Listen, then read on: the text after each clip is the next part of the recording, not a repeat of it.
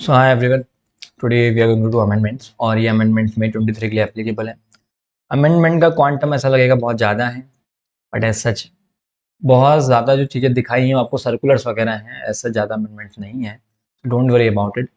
ये जो अमेंडमेंट्स हैं इनका क्या करना है, हमें हमारी समरी बुक के अंदर सारी अमेंडमेंट्स इनकॉर्पोरेटेड है लगभग लगभग। समरी बुक इस तरीके से बनाई गई है कि एग्जाम से एक दिन पहले आपको क्या क्या चीज़ें पढ़नी रहेंगी, उस तरीके से समरी बुक बनाई है। अमेंडमेंट की जो 178 पेज की शीट है उसमें से आपको कुछ सर्कुलर कराऊंगा, तो मैं कुछ मार्क करवा दूंगा कि ये मार्क कर लेना आपके लिए। क्योंकि क्या होता है, आप किस अमेंडमेंट शीट के पीछे भागोगे, फिर ये होगा कि मेरे क्लास वाले स्टूडेंट को वो चीज़ें समझ में आएंगी, बाकी उन लोगों को नहीं आएंगी। तो बेटर ये है कि आईसीआई का सोर्स ही यूज़ करते हैं। हमारी बुक्स में इनकॉर्पोरेटेड है सारी काम काम की अमेंडमेंट, लेकिन कुछ सर्कुलर्स हैं तो मैं आपको मार्क करवा दूंगा, उनको मार्क कर लेना। या फिर आप उसका जो पीडीएफ है ना, पीडीएफ को ही अपने उसमें सही कर लेना। नहीं तो एक काम करो, एक पेज ले लेना, पेज में लिखते जाना कि हाँ भाई इस पेज पे ये सर्कुलर है, बस बस इससे ज़्यादा कुछ नहीं करना। आप चाहो तो उस जो सप्लीमेंट्री है उसका प्रिंट लेके वहाँ से मार्क कर लेना, और आप चाहो तो प्रिंट नहीं भी लो। मैं होता तो मैं तो नहीं लेता, तो मैं क्या करता, बस पेज नंबर लिखे और उस पर मोबाइल से, टैबलेट से, लैपटॉप से पढ़ के काम हो जाना है। सर्कुलर्स ऐसे हैं कि आपको, मैं आपको बताऊंगा, आपको लगेगा कि हाँ भाई ऐसे चाहते हैं। कुछ कुछ ऐसे हैं जो थोड़े से अच्छे हैं, बाकी नॉर्मल हैं सारे। ठीक है, जो जो अच्छे हैं हमने बुक्स में ऑलरेडी कवर कर रखे हैं। शुरू करते हैं amendments without wasting any time. और ये सारे के सारे अमेंडमेंट जितने भी हैं ये कंप्लीटली एग्जाम ओरिएंटेड है कि हाँ भाई यहाँ से एग्जाम में कुछ पूछे जा सकते हैं। वेस्ट जो चीज़ें हैं वो मैं आपको बताऊंगा नहीं और कोई काम की भी नहीं है। ठीक है, तो आप इस वीडियो को एग्जाम से एक दिन पहले भी अगर 1.5 या 2 की स्पीड में देख के जाएंगे ना, तो भी आपको बहुत हेल्प मिलेगी। और उससे पहले आप एक बार और देख जाएंगे, और एग्जाम से एक दिन पहले तो मोर देन सफिशिएंट है। अदरवाइज आप पहले भी देख जाएं और एग्जाम के टाइम नहीं भी देखें तो भी चलेगा। ठीक है, चलिए शुरू करते हैं। अब जैसे आईसीआई का ये सप्लीमेंट्री है, अभी अमेंडमेंट जो आए मैं आपको बता दूंगा कौन कौन सा चीज़ें काम की हैं, कौन कौन सी चीज़ें काम की नहीं है। ठीक है, सप्लाई में एज सच कोई ज़्यादा अमेंडमेंट नहीं है, ये कुछ काम का नहीं है। ये जो पॉइंट नंबर 2 है मैं आपको बताता हूँ, perquisite provided in relation to contractual agreement to employee not liable to GST. अब मैं आपसे खुद ही एक सवाल पूछता हूँ, खुद ही बता दो कि अगर आपने पढ़ रखा है तो। सपोज करो आप अपने एम्प्लॉयज को कोई भी पर्क्स दे रहे हो, ठीक है, सैलरी के अलावा आप कोई भी पर्क्स दे रहे हो, क्या उस पर जीएसटी लगाएंगे क्या? देखो भैया, अगर वो आपके कॉन्ट्रैक्ट का पार्ट है, साफ साफ लिखा हुआ है, कॉन्ट्रेक्चुअल एग्रीमेंट में लिखा हुआ है कि एम्प्लॉय को ये देंगे, तो जो जो आपके कॉन्ट्रैक्ट में लिखा हुआ है ना, वो तो वैसे भी सैलरी का पार्ट ही मानते हैं ना। आप एम्प्लॉय को कैश में ना देके किसी और फॉर्म में दे रहे हो, लेकिन वो आपके कॉन्ट्रैक्ट में लिखा हुआ है, कोई गिफ्ट नहीं है। गिफ्ट होता है तो 50,000 वाली लिमिट देखते हैं। ठीक है, ये तो आपको डायरेक्टली ऐसे बता रखा है कि कोई पर्क्स हैं तो उस पर जीएसटी लगाएंगे, नहीं भैया, is a part of the salary, तो कोई जीएसटी नहीं लगाना। बस ये एक क्या है, ये एक सर्कुलर है। तो आपको क्लैरिफिकेशन दे रखा है और क्वेश्चन दे रखा। अब आपको इसको पूरा पढ़ने की भी जरूरत नहीं है, ये एग्जाम में अगर कोई ऐसी एंट्री आई तो आपको साफ साफ मालूम चल जाएगा कि ये तो क्या है, इस पे कोई जीएसटी नहीं लगेगा। ठीक है, ऐसे कोई अलग से क्वेश्चन नहीं आने वाला इन पे। कोई जैसे कोई क्वेश्चन होता है ना एग्जामिनेशन का, कोई क्वेश्चन है 6 पॉइंट्स है, उसमें से एक एंट्री आ गई जैसे ऐसी, तो आप कर लोगे। और नहीं आते सर्कुलर तो भी आप वही करते। आगे देखते हैं सर्कुलर नंबर ये 3। अच्छा सर्कुलर है, ध्यान से सुनना इसके अंदर क्या सर्कुलर है। इसमें ऐसा लिखा हुआ है कि कोई भी कॉम्पनसेशन मिला, कोई भी पेनल्टी लगी, तो क्या उस पर जीएसटी लगाएं नहीं लगाएं। तो मैं आपको बताता हूँ, बड़े मिक्स्ड ओपिनियन चलते थे। गवर्नमेंट ने क्या किया, एक साथ ही लपेट दिया पूरा का पूरा सर्कुलर। गवर्नमेंट ने क्या किया, बोले एक साथ ही दे दिया सारा का सारा। बेसिकली बहुत सालों सालों से डिस्प्यूट चल रहा था कोर्ट में, कई ऐसे केसेस थे जिसमें क्या हो रहा है क्या नहीं हो रहा, और अलग अलग तरीके की अलग अलग पिटिशन लगती थी। तो उन्होंने बोला कि भाई एक सर्कुलर निकाल देते हैं। जैसे याद करो, अपन ने क्वेश्चन भी देखा था, मैं साथ के साथ वो क्वेश्चन का इम्पैक्ट भी बताते जाऊंगा कि आप एक अजय शत्रु करके क्वेश्चन था अपने सप्लाई चैप्टर के अंदर, जिसमें हमने देखा था कि एक एक्टर था, उसका एक कंपनी के साथ क्या हुआ था, टाई अप हुआ था। वो मतलब he was acting like a brand ambassador of that company. ठीक है, वो एडवर्टीजमेंट वगैरह करने थे उसको। तो कॉन्ट्रैक्ट में लिखा हुआ था कि भाई 5 साल से पहले अगर कॉन्ट्रैक्ट तोड़ा तो कंपनी 50% पेनल्टी की फॉर्म में चार्ज करेगी। ठीक है, जैसे सपोज करो कि मेरा कॉन्ट्रैक्ट है, मान लो लेट्स सपोज अन अकेडमी के साथ मेरा कॉन्ट्रैक्ट है, मान के चलो, इमेजिन करो मेरा 5 साल का कॉन्ट्रैक्ट है मान के चलो, और अन अकेडमी ने बोला कि अगर आपने 5 साल से पहले छोड़ा तो आपको, लेट्स सपोज मैंने 3 साल में छोड़ दिया, तो 3 साल में आपको जितना भी हमने पैसा दिया ना उसका 50% आपको पेनल्टी देनी पड़ेगी। क्या उस पर जीएसटी लगाएंगे? तो हमने इस क्वेश्चन में देखा था बिल्कुल लगाएंगे। अब बहुत डाउटफुल चीज थी, हम ध्यान से सुनना कि कब कब पेनल्टी लगेगी, कब कब नहीं लगेगी। एक वर्ड था अपने सप्लाई चैप्टर में देखा था, agreeing to the obligation to refrain from an act. मतलब आप किसी, अब इसका एग्जांपल ले लेते हैं, देखो, another example of such activity would be a builder refraining from constructing more than a certain number of floor even though the permitted by municipal authorities. इसका मतलब ये है, मान के चलना वो आपने सुना है कि, ऐसा सुना है कभी, वो हिंदी पिक्चर में होता था ना कि ये लो 50 लाख रुपए लो और निकल जाओ, ठीक है, और आज के बाद अपनी शक्ल मत दिखाना, मेरी बेटी से दूर रहना। मतलब आप वो चीज़ मान रहे हो कि हाँ भाई अब ऐसा ठीक है, मान लेते हैं। या फिर सपोज करो कि मैं मान के चलना, मैं चाउमीन का बिजनेस करता हूँ, ठीक है, मेरे को चाउमीन की याद आई, मैं अपने स्कूल फेट में यही लगाता था। मैं चाउमीन का बिजनेस कर रहा हूँ, मान के चलो मेरी शॉप बहुत ही फेमस है अपने एरिया में, और एक नया एक इंसान आया है जो अपने किसी एरिया में बहुत फेमस है, और वो मेरे एरिया में आके शॉप लगाने लगा, और मैंने उसको बोला भाई 5 लाख रुपए ले और तू कल से दिखना मत यहाँ पे। मैं उसको क्या कर रहा हूँ, कोई एक्ट करने से रोक रहा हूँ, ठीक है। उसके बदले मैंने उसे पैसा दिया, तो क्या उस पर जिस लगा कुछ ना करने के लिए पैसे। तो अपन ने ऑलरेडी सप्लाई चैप्टर में देखा था कि हाँ भाई कुछ ना करने के लिए पैसे भी, ये कुछ नहीं करना भी तो करना हुआ। तो जीएसटी कब लगता है, जब आपके ऊपर आपको कंसिडरेशन मिलता है, तो कुछ ना करना भी तो करना हुआ, उसके बदले में पैसा मिला आपको, ठीक है। तो उस पर अपन जीएसटी लगा देते हैं। जैसे इसके अंदर क्या लिखा हुआ है, एग्जाम्पल इसके अंदर ऐसा लिखा हुआ है कि सपोज करो कोई बिल्डर है, ठीक है, कोई बिल्डर है। अब कोई बिल्डर क्या कर रहा है, वो कोई, उसको है ना गवर्नमेंट से परमिशन मिल गई कि 15 माले बना लो, परमिशन मिल गई उसको गवर्नमेंट से। अब वो 15 माले बना लेता, लेकिन जो आसपास के बिल्डिंग्स है ना, वो है मान लो कोई 6 माले की, कोई 7 माले की छोटी छोटी बिल्डिंग्स हैं। तो उन्होंने बोला कि सर 10 तक ही बना लो ना प्लीज। हमने बोला कि हमको तो गवर्नमेंट से परमिशन मिली है, क्यों बना लो 10 तक। तो सारे जो जितने भी सोसाइटी वाले थे आसपास वाले, सबने थोड़ा थोड़ा चंदा इकट्ठा किया और मेरे को दे दिया बिल्डर को। मेरे को खुश हो गया, मेरे को क्या चाहिए था भाई, मेरे को जो इतना नुकसान हो रहा था वो तुम दे रहे हो, क्या उस पर जीएसटी लगाएंगे। बोले हाँ लगाएंगे, क्या दिक्कत है, ठीक है। तो इन्होंने बोला कि भाई बाकी अड़ोस पड़ोस वालों की सनलाइट रुक रही थी, क्योंकि आपकी बिल्डिंग ऊंची हो जाती तो उनकी सनलाइट रुक जाती, उन्होंने आपको सबको मिलकर पैसे दे दिया, तो क्या उस पर जीएसटी लगाएंगे। आंसर बिल्कुल लगाएंगे, कोई दिक्कत की बात नहीं। Agreeing to obligation to refrain from act, कुछ ना करने के लिए पैसे दे रहे हैं आपको, ठीक है, कुछ ना करने के लिए पैसे दे रहे हैं। ये कोई इलीगल चीज नहीं है, आराम से दिए जा रहे हैं, लीगल चीज है, ठीक है। Agreeing to the obligation to tolerate an act और सिचुएशन, इसके अंदर क्या लिखा हुआ है कि अब आप कोई एक्ट टॉलरेट कर रहे हो। टॉलरेट करना यहां तो हो गया कुछ ना करने के पैसे, यहां पे आप कुछ टॉलरेट कर रहे हो। टॉलरेट मतलब फॉर एग्जांपल मान के चलना कि यहाँ पे एग्जांपल क्या दे रखा है कि मेरी कोई शॉप है, ये आईसीआई के एग्जांपल से ही, मेरी कोई शॉप है और शॉप के आगे क्या हो रहा है कि एक हॉकर है, एक हॉकर है। चलो दूसरा एग्जांपल लेते हैं, दोनों पढ़ाता हूँ। शॉप के आगे क्या है, एक होता है ना वो ठेला वेला लगा लेते हैं। तो मान के चलो मेरी मैकडी की फ्रेंचाइजी है, मैंने फ्रेंचाइजी ले रखी है, मेरे बिजनेस बढ़िया चलता है, लेकिन उसने बाहर कुछ जगह बच रही थी, वहां पे अपना है ना कुछ ठेला लगा दिया, और उसके बदले में वो मुझे पैसा देता है। वो मुझे उसके बदले में पैसा देता है कि मैं उसको मेरे दुकान के बाहर लगाने दे रहा हूँ, मतलब ये सब चीजें, ठीक है। तो क्या होता है, अगर आपने देखा होगा जो शूज शॉप्स होती हैं, शूज के शोरूम होते हैं, उनके बाहर एक ना कॉबलर बिठा देते हैं, होते हैं कई जगह, तो वो पैसा देता है अंदर, मतलब, ठीक है, वो पैसा देता है अंदर। तो ये क्या होगा, इस पर जीएसटी लगेगा, क्या दिक्कत की बात है, कोई दिक्कत की बात नहीं है, आप उस चीज को टॉलरेट कर रहे हो। जैसे होता है कि इसमें नीचे लिखा हुआ है loud speaker for early morning prayer, जैसे स्कूल है। अब आपको मालूम है कि तेज साउंड बजाना ये सब अलाउ नहीं होता, लेकिन अब स्कूल है, स्कूल के आसपास सोसाइटी है, और स्कूल में प्रेयर्स चलती हैं सुबह सुबह, ये सब चलता है। और उसको स्कूल वाले क्या करते हैं, मोहल्ले वालों को शांत करने के लिए पैसा देते हैं कि भाई आप टॉलरेट कर रहे हो, आप हमको प्लीज आप इसको कर लीजिए, पैसा ले लीजिए, ठीक है। तो आप इसको टॉलरेट कर रहे हो, टॉलरेट करना भी तो कुछ करना हुआ ना, ठीक है। तो क्या होगा, इस पे क्या लगेगा, जीएसटी लग जाएगा, कोई दिक्कत की बात नहीं है। Agreeing to the obligation to do an act, सुनना मेरी बात, आप this would include the case when an industrial unit agrees to install equipment for zero emission discharge at the, अब सुनना मेरी बात, जैसे कोई agreeing to the obligation to do an act, कोई इंडस्ट्री है, कोई फैक्ट्री है, उसको सरकार से परमिशन मिली हुई है फैक्ट्री लगाने की, कोई दिक्कत की बात नहीं है, लेकिन अब है ना वो धुआं निकलता है फैक्ट्री में से, ठीक है, लेकिन जो आसपास वाले हैं उनको बड़ी तकलीफ होती है, उनको बड़ी तकलीफ होती है।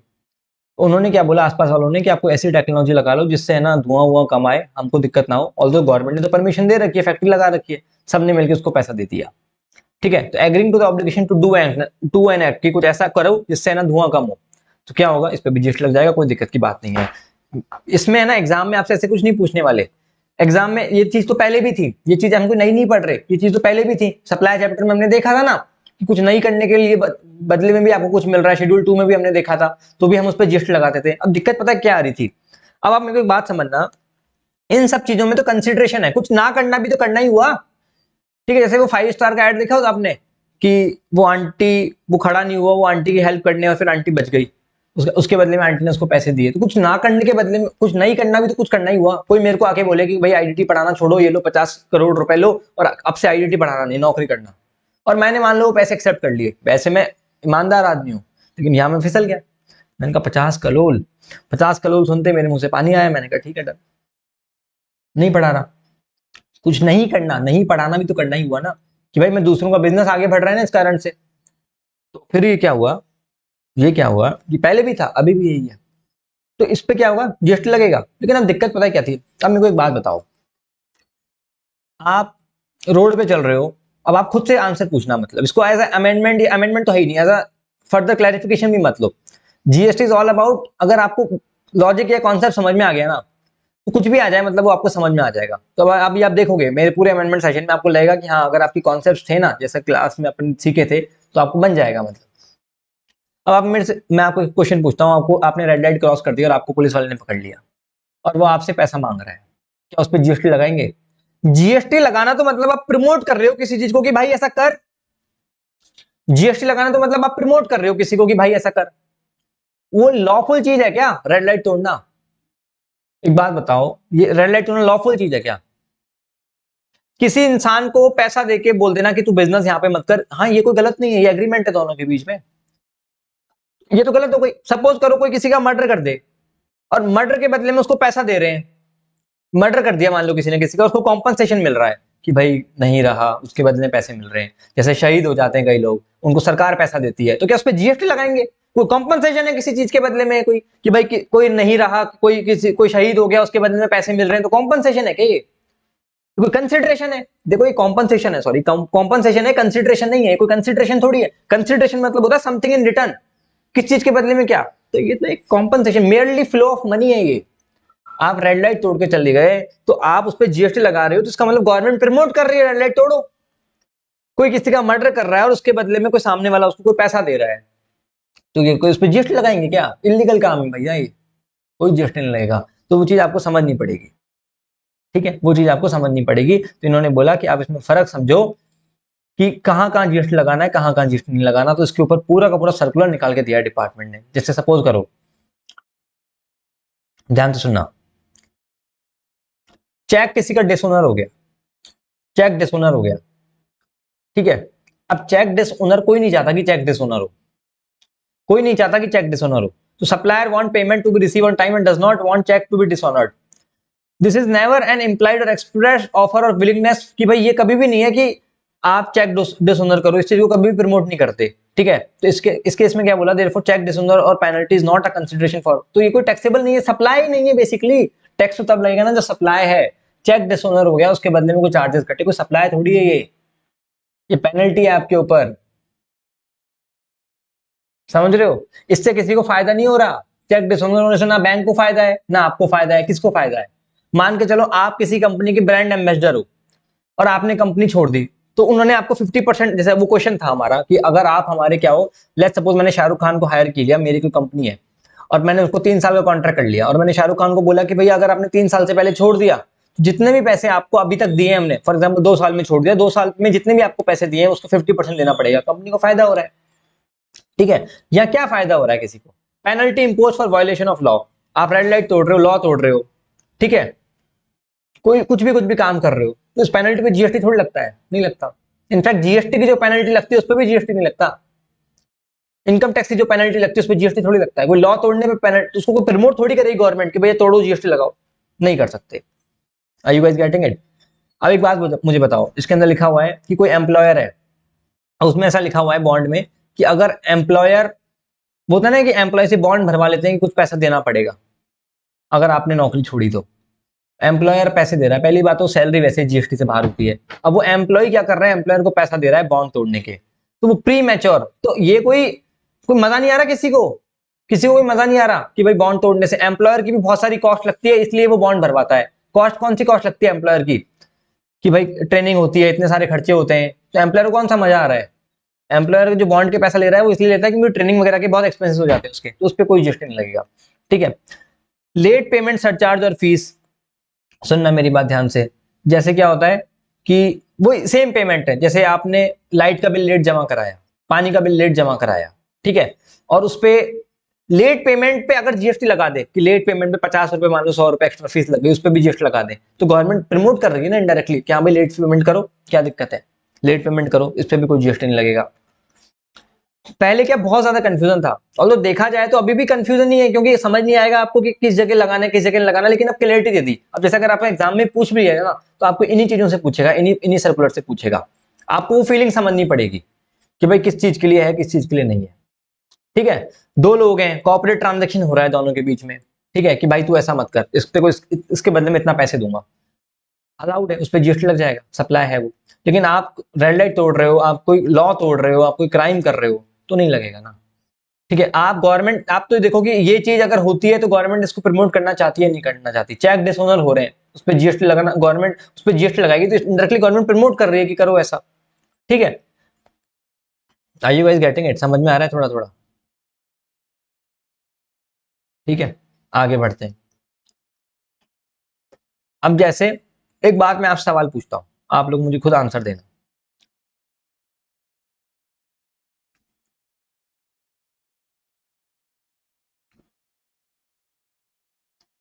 सवाल पूछता हूं मैं आपसे, क्लास वालों को तो आ रहा होगा ना सब?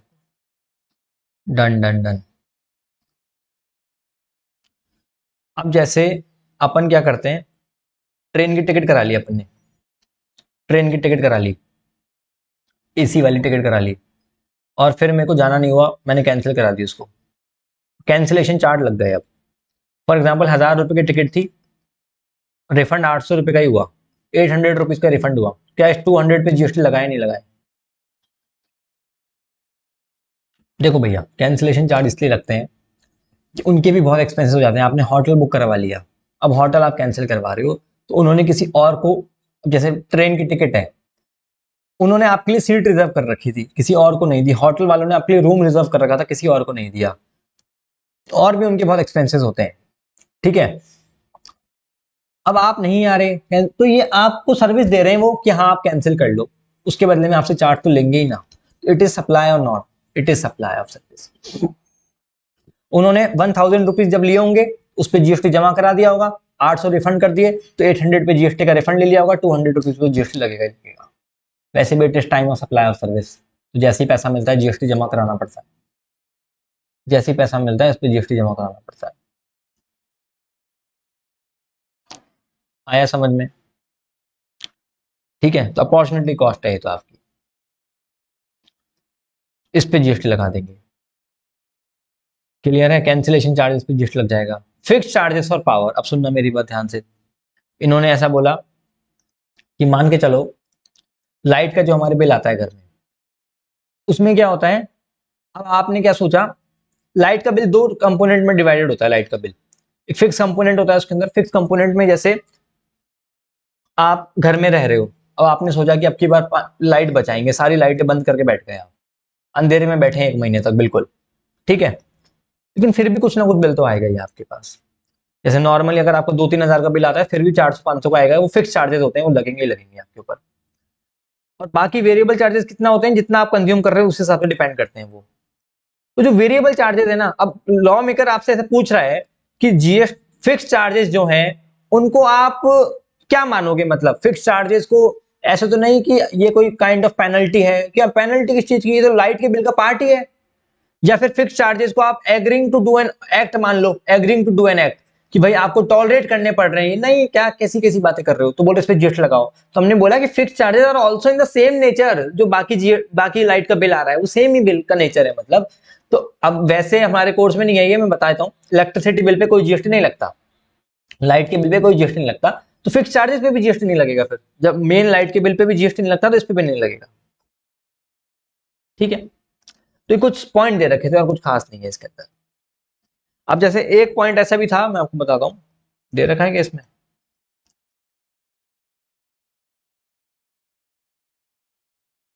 लिक्विडेटेड डैमेजेस के अंदर एक पॉइंट ऐसा भी है कि कैंसिलेशन, देखो compensation for cancellation of coal block, ध्यान से सुनना। क्या हुआ था 2014 के अंदर, 2014 के अंदर गवर्नमेंट ने ना कोल की जो माइंस थी ना वो अलॉट कर दी थी लोगों को, कोल्स की माइन अलॉट कर दी थी कि आप कोल निकालो, कोल माइनिंग राइट्स। ठीक है, उन लोगों ने पैसा दिया, गवर्नमेंट ने माइंस अलॉट कर दी। अब 2016 में सुप्रीम कोर्ट का ऑर्डर आया और सुप्रीम कोर्ट ने बोल दिया कि ये माइंस पे रोक लगा दी, मतलब गवर्नमेंट ने, सुप्रीम कोर्ट ने रोक लगा दी। गवर्नमेंट तो अलाउड कर दी, लेकिन सुप्रीम कोर्ट ने रोक लगा दी। अब गवर्नमेंट ने क्या किया, कॉम्पनसेशन पे किया। किनको? उन मजदूरों को, मतलब उन माइनिंग जो जिनकी भी माइंस थी ना, वो उनको कॉम्पनसेशन पे किया। अब आपसे मैं सवाल पूछता हूँ, क्या वो लोग चाहते थे कि उनकी मायने सुप्रीम कोर्ट रोक लगा दे? नहीं चाहते थे। क्या उन्होंने कभी सोचा था कि उनके ऊपर ऐसा हो सकता है? क्या उनके बीच में ऑलरेडी ऐसा एग्रीमेंट था कि हाँ भाई, अगर आप रोक लगा दोगे तो हम पैसा देंगे? देखो, आप समझना मेरी बात, जो कंसिडरेशन होता है वो ड्यूल साइडेड होता है कि अगर आपने ऐसा नहीं किया तो इतनी पेनल्टी देंगे, ठीक है? तो एग्रीइंग टू डू है, अगर आप हमारे एक्टर थे, आपने ऐसा नहीं किया तो आपके ऊपर ये पैसा लगाएंगे, ठीक है? अब आप समझना, वो तो उनको एज अ कॉम्पनसेशन दे दिया कि भैया अब आपके साथ बुरा हुआ और हमने ही आपको परमिशन दी थी, तो हमको इंसानियत के नाते हमारी जिम्मेदारी लगती है कि हम आपको है ना वो कर देंगे, मतलब पैसा देते हैं, कॉम्पनसेशन देते हैं। तो ये तो एक kind of flow of money है उनकी तरफ से, कोई कंसिडरेशन थोड़ी है, समथिंग इन रिटर्न थोड़ी है ये चीज। इस पे कोई जीएसटी नहीं लगाएंगे, ठीक है? तो बेकार हुआ मतलब उनके साथ, तो ये कॉम्पनसेशन दे दिया गवर्नमेंट ने, इस पे कोई जीएसटी नहीं लगेगा। सप्लाई चैप्टर के अंदर बस ये सर्कुलर था जो थोड़ा सा समझने का था, ऐसा जिस पे कोई क्वेश्चन आया नहीं है, कुछ पता नहीं। हाँ मतलब, और मेरे को बहुत कंफ्यूजिंग स्टेट है बेसिकली, मैं आपको बताऊं तो इसको इतना डीप में पूछना भी नहीं चाहिए, और पूछेगा भी ना अगर तो इन्हीं पॉइंट्स में से पूछेंगे जो सर्कुलर्स में दे रखे हैं। जैसे लाइट का बिल आया तो ये सब है ना, कोई ये सब चीजें पूछेंगे आपसे, और इससे ज्यादा कुछ नहीं पूछेंगे।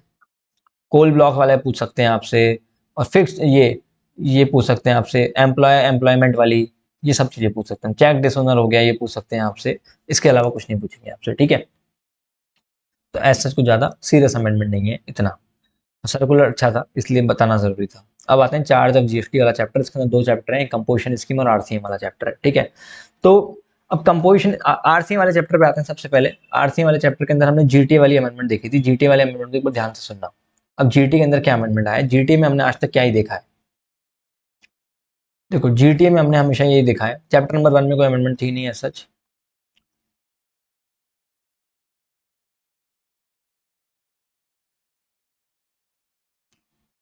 जीटीए में हल्की सी अमेंडमेंट है, मैं आपको बता देता हूं।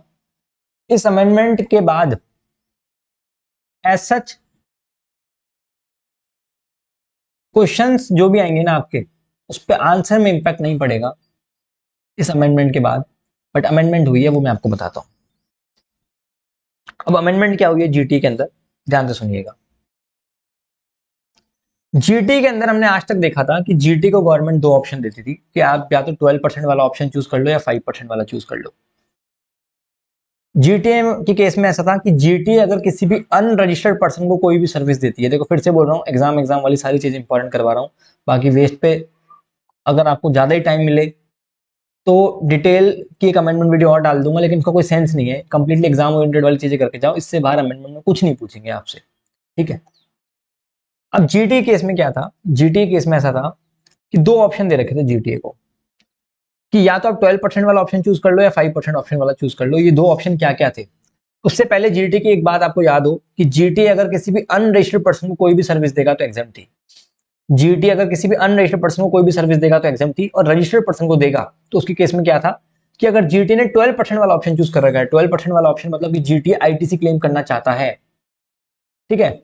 और जीटीए 5% वाला ऑप्शन भी चूज कर सकता है। 5% वाले ऑप्शन में क्या होगा कि जीटीए को आईटीसी नहीं मिलेगी। अब पहले हम क्या पढ़ते थे कि अगर जीटीए 5% वाला ऑप्शन चूज करेगा ना, तो उसको आरसीएम में टैक्स देना पड़ेगा। इसका मतलब जो सर्विस रिसीवर है ना, वो टैक्स देगा, और सर्विस रिसीवर अगर अनरजिस्टर्ड है तो वो तो वैसे ही एग्जाम था, और रजिस्टर्ड है तो भैया आरसीएम में टैक्स दे सकते हो, क्या दिक्कत है? ठीक है? अब जीटी को आईटीसी नहीं मिलेगी 5% वाले केस में, लेकिन जो रिसीवर पर्सन है, जो रजिस्टर्ड पर्सन है, जो जीटी के सर्विस ले रहा है, तो आईटीसी लेगा ही ना, चाहे जीटी 12% वाला हो चाहे जीटी 5% वाला हो, क्योंकि उसके तो बिजनेस का खर्चा हो गया, ठीक है? तब 12% वाले केस में क्या होता था कि अगर जीटी 12% में है और अनरजिस्टर्ड पर्सन को सर्विस दे रहा है तो एग्जाम था, रजिस्टर्ड को दे रहा है तो फॉरवर्ड चार्ज में टैक्स लगता था और जीटी आईटीसी क्लेम करता था। तो उस केस में क्या होता था कि जो रिसीवर है ना, वो जीएसटी का पैसा भी जीटी को देता था, जीटी गवर्नमेंट को जमा कराता था, और जो रिसीवर जीएसटी का पैसा जीटी को देता था ना, उसकी वो आईटीसी क्लेम कर लेता था। और आरसीएम वाले केस में क्या होता था, 5% वाले केस में कि रिसीवर खुद ही पैसा जमा करा रहा है गवर्नमेंट को 5% और उसकी भी आईटीसी ले रहा है, तो इनडायरेक्टली उसको तो आईटीसी दोनों केसेस में मिल रही है, चाहे 5% हो तो 12%, उसको कोई ज्यादा फर्क नहीं पड़ रहा क्योंकि उसकी तो आईटीसी मिल रही है। इतना आपको ध्यान है, इतना क्लास में देखे थे अपन, ठीक है। गवर्नमेंट ने क्या अमेंडमेंट करी, गवर्नमेंट ने ऐसे बोला कि जीटीएफ जैसे रेंटिंग ऑफ मोटर व्हीकल था ना, सेम जस्ट लाइक कि जीटीए अगर 5% वाला ऑप्शन भी चूज कर रहा है ना और वो चाहता है कि वो फॉरवर्ड चार्ज में भी टैक्स दे, तो वो दे सकता है फॉरवर्ड चार्ज में टैक्स। मतलब वो चाहे तो आरसीएम में दे सकता है, वो चाहे तो फॉरवर्ड चार्ज में दे सकता है। अब अगर आप क्वेश्चंस का इंपैक्ट देखोगे ना, तो क्वेश्चन में साफ साफ लिखा रहता है, ऑल्दो फर्स्ट केस तो यही अज्यूम किया जाएगा कि 5% है तो आरसीएम ही है, मतलब अगर कुछ नहीं बोला तो आपको यही अज्यूम करना है कि 5% तो आरसीएम है। और क्वेश्चन में अगर लिख दे कि 5% फॉरवर्ड चार्ज है तो फिर फॉरवर्ड चार्ज में लगा देना, बाकी 5% का क्वेश्चन आएगा तो 99% उम्मीद है कि वो आरसीएम वाले ही आएगा।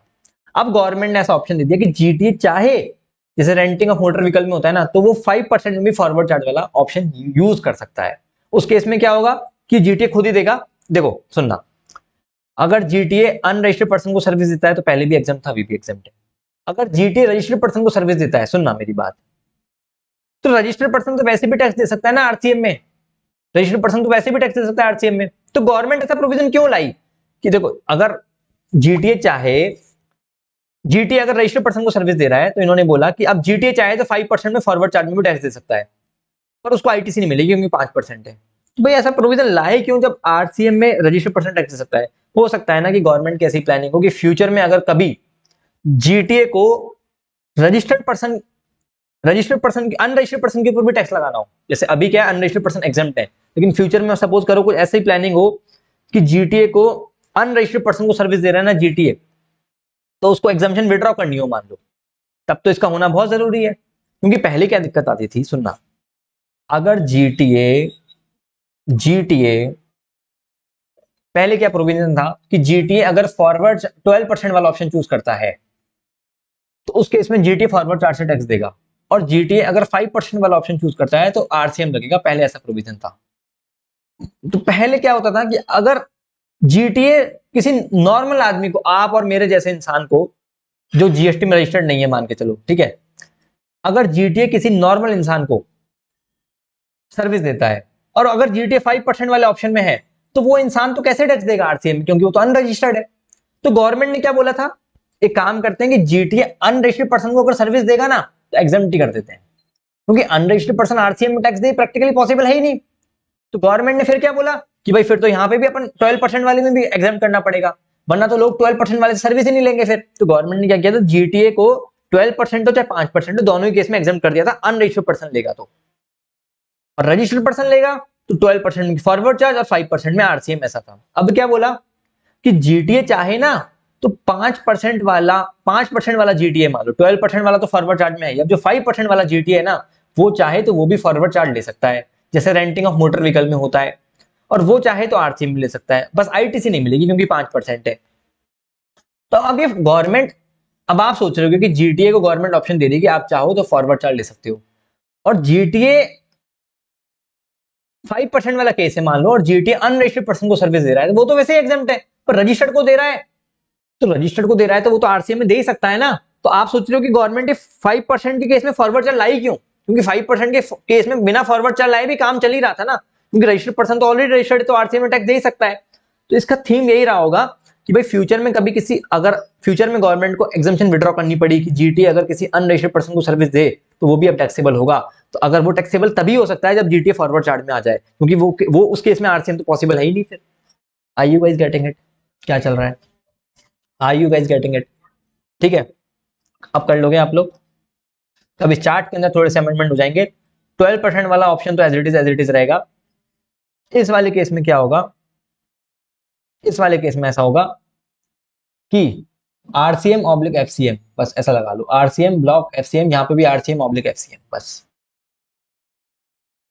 ठीक है,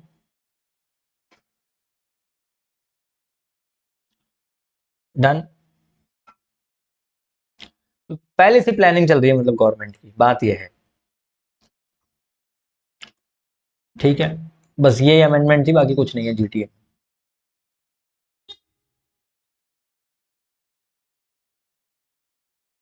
सर अगर 5% में क्रेडिट क्यों मिलेगी? 5% में कभी रेंटिंग ऑफ मोटर व्हीकल था ना, वैसा ही बना दिया। रेंटिंग ऑफ मोटर व्हीकल में भी 5% में क्रेडिट नहीं मिलती, 5% में क्रेडिट क्यों देगी गवर्नमेंट? 12% में देगी ना क्रेडिट तो जीटीए को, और रिसीवर को तो दोनों ही केस में क्रेडिट मिलेगी। अगर रिसीवर रजिस्टर्ड है तो, रिसीवर रजिस्टर्ड है तो उसको तो दोनों ही केस में क्रेडिट मिलेगी, चाहे 5% हो चाहे 12% हो। समझ में आया माधवी? आगे बढ़े।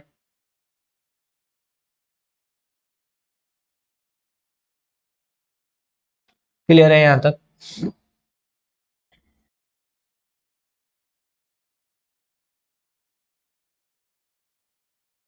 और रुको तुम्हें बताता हूँ कोई दमदार।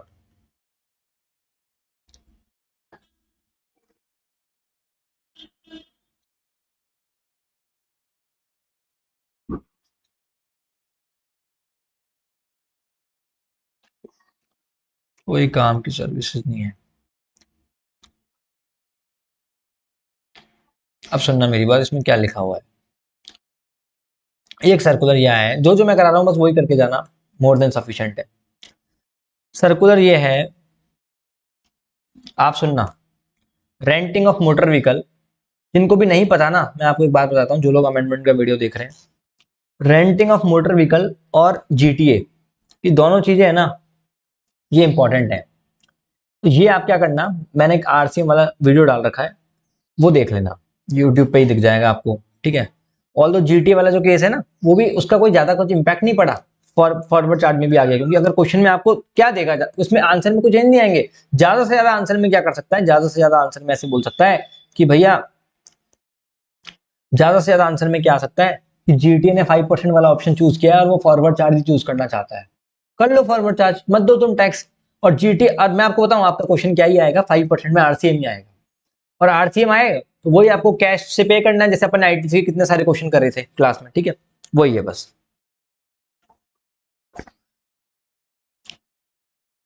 अब सुनना, renting of motor vehicle important है। अब रेंटिंग ऑफ मोटर व्हीकल के केस में एक केस में आरसीएम लगता था, याद करो। रेंटिंग ऑफ मोटर व्हीकल के एक केस में आरसीएम लगता था, कौन सा केस था, क्या केस था, ध्यान से सुनना।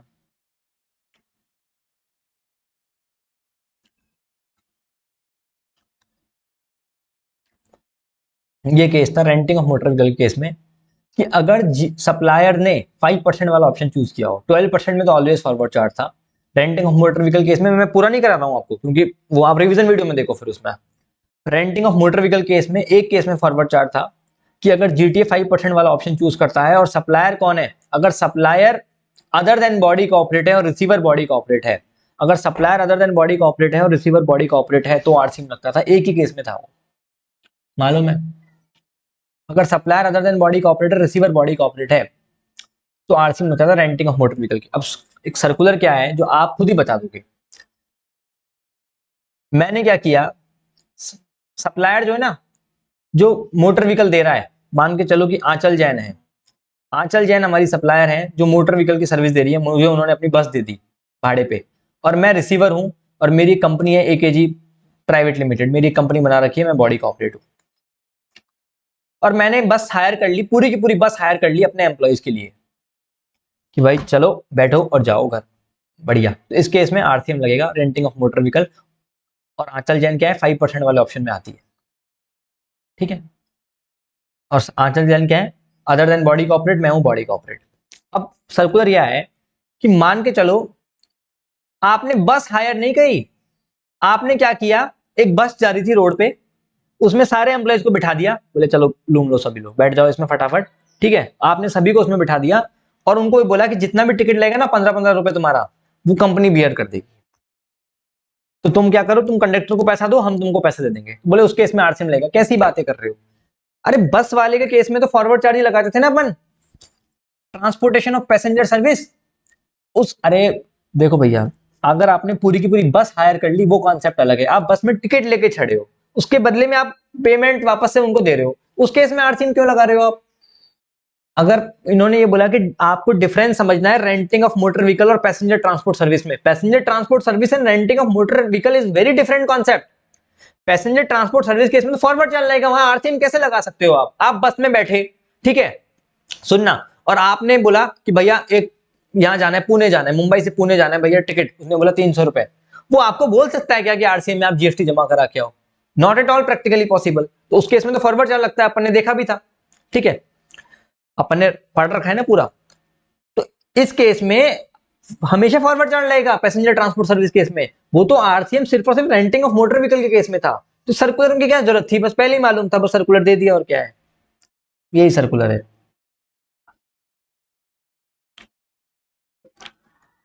ठीक है। तो ये आपको मालूम है।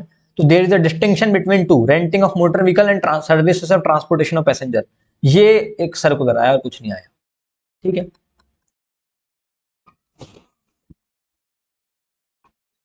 ये कोई काम का सर्कुलर है नहीं है सच।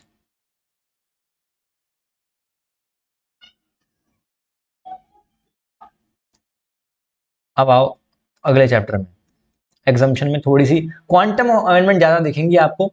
मैंने एग्जाम्पशन का एक रिवीजन वीडियो लिया था, जो बेसिकली क्लास, अपनी क्लास वाली वीडियो था, तो मैंने उसको यूट्यूब पे भी डाला था, तो वहां से भी कवर कर सकते हैं। और खाली अमेंडमेंट ही अमेंडमेंट देखनी है तो यहाँ से देख लो आप, ठीक है। ध्यान से सुनना आप, एग्जाम्पशन के अंदर क्या क्या अमेंडमेंट है। अरे नालायक को समझ में आ रहा है ना तुम्हें? बैठ रहा है ना दिमाग में? वैसे कुछ अजीब सा तो नहीं लग रहा ना?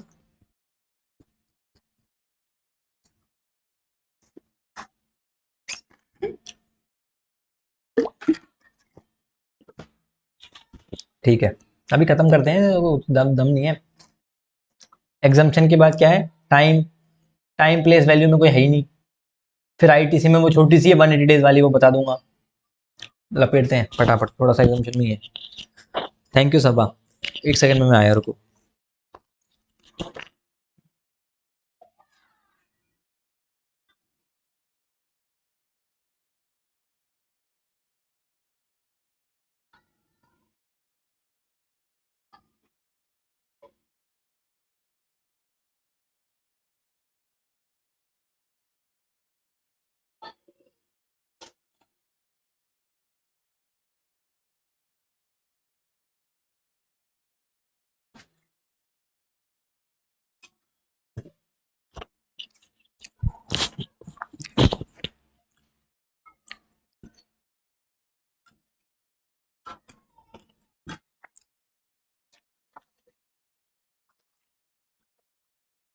प्रियंका अभी 1 घंटे में।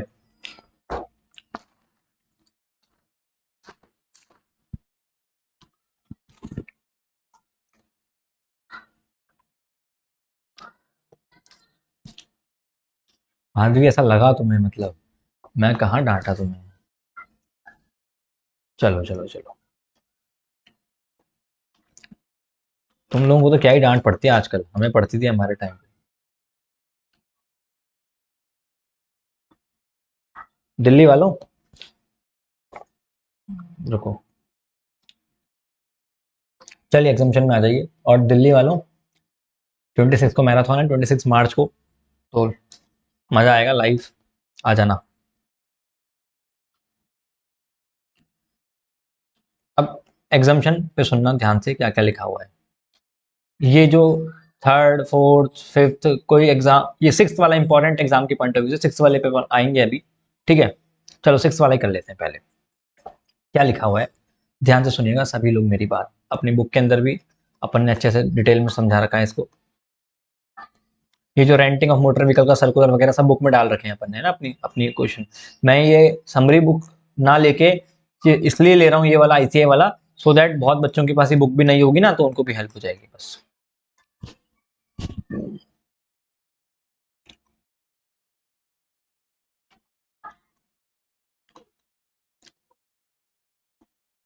अच्छा सुनो, ये कंपोजिशन स्कीम के अंदर है ना, ये चीजें और ऐड कर दी थी। वो थी ना कि किन किन लोगों को कंपोजिशन स्कीम नहीं मिल सकती, तो अपन ने देखा था कि मैन्युफैक्चरर ऑफ पीटा, पान मसाला, आइसक्रीम, टोबैको और एरेटेड वाटर, पहले ऐसे था। फिर कुछ चीजें ऐड हुई थी, ब्रिक्स ऑफ फोसिल मील और सिलिशियस अर्थ बिल्डिंग, तो ये कुछ चीजें और ऐड कर दी। Fly ash bricks, fly ash aggregator, fly ash block, याद करना पड़ेगा आपको कि किन किन चीजों पे, किन किन चीजों पे कंपोजिशन स्कीम नहीं मिलती, किन किन चीजों पे कंपोजिशन स्कीम नहीं मिलती, तो उसके बारे में था ये।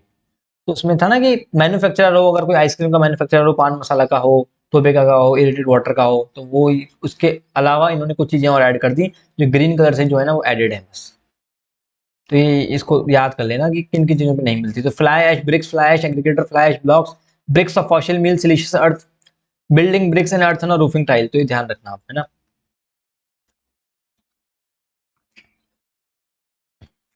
अब सुनना मेरी बात, ध्यान से सुनना। एग्जाम्पशन में आते हैं, उसी सीक्वेंस में आएंगे जिस सीक्वेंस में समरी सप्लीमेंट्री में दिए हैं अमेंडमेंट, ठीक है। सबसे पहले उन्होंने दे रखा है गवर्नमेंट वाली सर्विसेज का amendment, sorry department of post का ना, सर्विसेज बाय डिपार्ट, हाँ ठीक है ठीक है।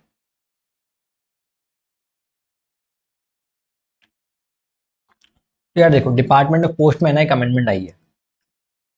क्या अमेंडमेंट आई है आप लोगों को मालूम है अच्छे से, लेकिन फिर भी फटाफट से एक बार इसको, क्योंकि इस वीडियो में हम सारी अमेंडमेंट एक जगह कर रहे हैं, तो मैं बता रहा हूँ। पहले ऐसा था कि गवर्नमेंट जो सर्विसेज देती है ना, ये service number A B C को छोड़ के, सुनना मेरी बात ध्यान से, point number A B C, point number A में क्या था कि गवर्नमेंट का अगर पोस्टल डिपार्टमेंट कोई सर्विस देता है तो उस केस में फॉरवर्ड चार्ज में टैक्स लगेगा। सुनना मेरी बात ध्यान से, गवर्नमेंट का अगर एयरक्राफ्ट और वैसल से रिलेटेड कोई भी सर्विस देता है गवर्नमेंट, तो भी फॉरवर्ड चार्ज में टैक्स लगेगा। गवर्नमेंट अगर ट्रांसपोर्टेशन ऑफ गुड्स या पैसेंजर की सर्विस देती है तो भी फॉरवर्ड चार्ज में टैक्स लगेगा। यहाँ पे आरसीएम पॉसिबल था नहीं। इन तीनों के अलावा गवर्नमेंट अगर कोई सी भी सर्विस देती है किसी भी अनरजिस्टर्ड इंसान को, तो वो एग्जाम थी, और किसी भी रजिस्टर्ड इंसान को देती है जिसका अमाउंट 5,000 रुपीज से ज्यादा था, तो वो आरसीएम में टैक्सेबल थी। इतना आपको रिकॉल हो रहा है, रिकॉल हो रहा है नहीं हो रहा?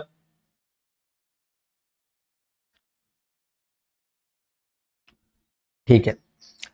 अब पहले क्या था कि अगर डिपार्टमेंट ऑफ पोस्ट कोई भी सर्विस देता है तो फॉरवर्ड चार्ज में टैक्सेबल होता है, अभी भी यही है।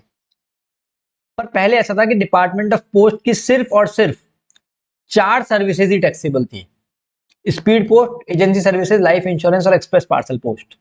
उसके अलावा डिपार्टमेंट ऑफ पोस्ट कोई सी भी सर्विस देता था तो वो एग्जाम थी। डिपार्टमेंट की सिर्फ 4 सर्विसेज ही टैक्सेबल थी पहले। अब गवर्नमेंट ने बोला कि 4 नहीं, सारी टैक्सेबल होंगी। ये तो होंगी होंगी जो पहले थी, इनके अलावा भी सारी होंगी।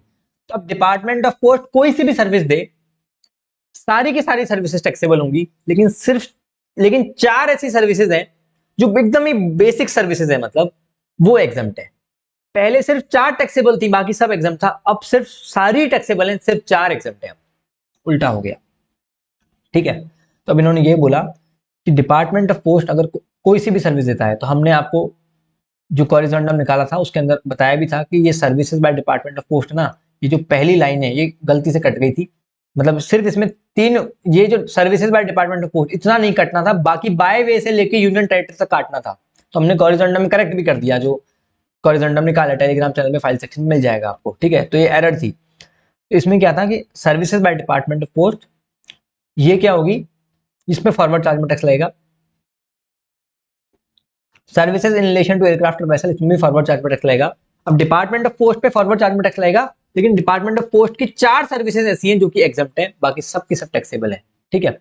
और तो डिपार्टमेंट ऑफ पोस्ट की क्या है, सिर्फ और सिर्फ 4 सर्विसेज ऐसी हैं जो कि क्या है, टैक्सेबल हैं, बाकी सबकी सब एग्जाम्प्ट है। और 4 सर्विसेज कौन सी हैं ये देखो आप: post card, inland letter card, book post and ordinary post जिसका वेट 10 ग्राम से कम है, ठीक है, जिसका वेट क्या है 10 ग्राम से कम है। तो सिर्फ 4 सर्विसेज ऐसी हैं जो कि क्या है, एग्जाम्प्ट हो जाएंगी, राइट।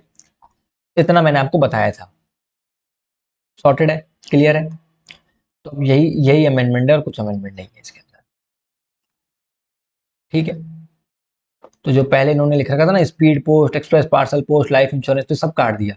अब इन्होंने सीधा इतना सा लिखा है services by department of post. इसका मतलब क्या है कि डिपार्टमेंट ऑफ पोस्ट कोई सी भी सर्विस देगा तो वो टैक्सेबल है।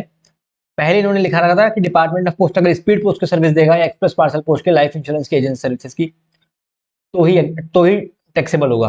अब कोई सी भी service they department of post, सारी की सारी टैक्सेबल कर दी। बस 4 हटा दी, उनके बारे में नीचे डिटेल में दे दिया कि वो 4 कौन कौन सी हटी हैं बस, ठीक है। वो 4 कौन कौन सी हटी हैं वो मैंने आपको बता दिया। स्पीड पोस्ट, सॉरी, वो 4 कौन कौन सी हटी हैं, वो 4 हटी हैं आपकी ये वाली: inland inland letter, post card, book post और ऑर्डिनरी पोस्ट जिसका वेट 10 ग्राम से कम है। बस यही अमेंडमेंट है और कोई अमेंडमेंट नहीं है, ठीक है।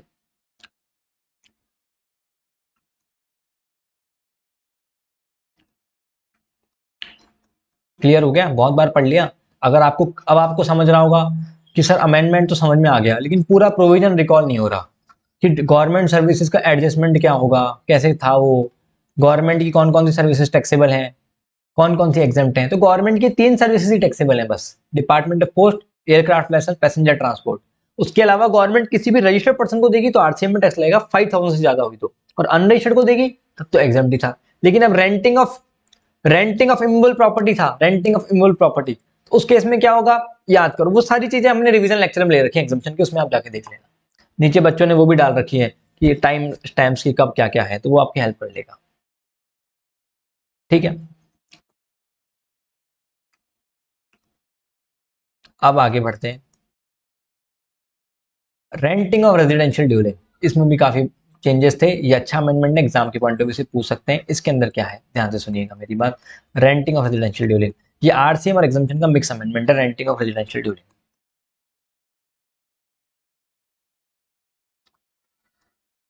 देखो भैया छोड़ो, पहले क्या था, renting of residential dwelling exam था।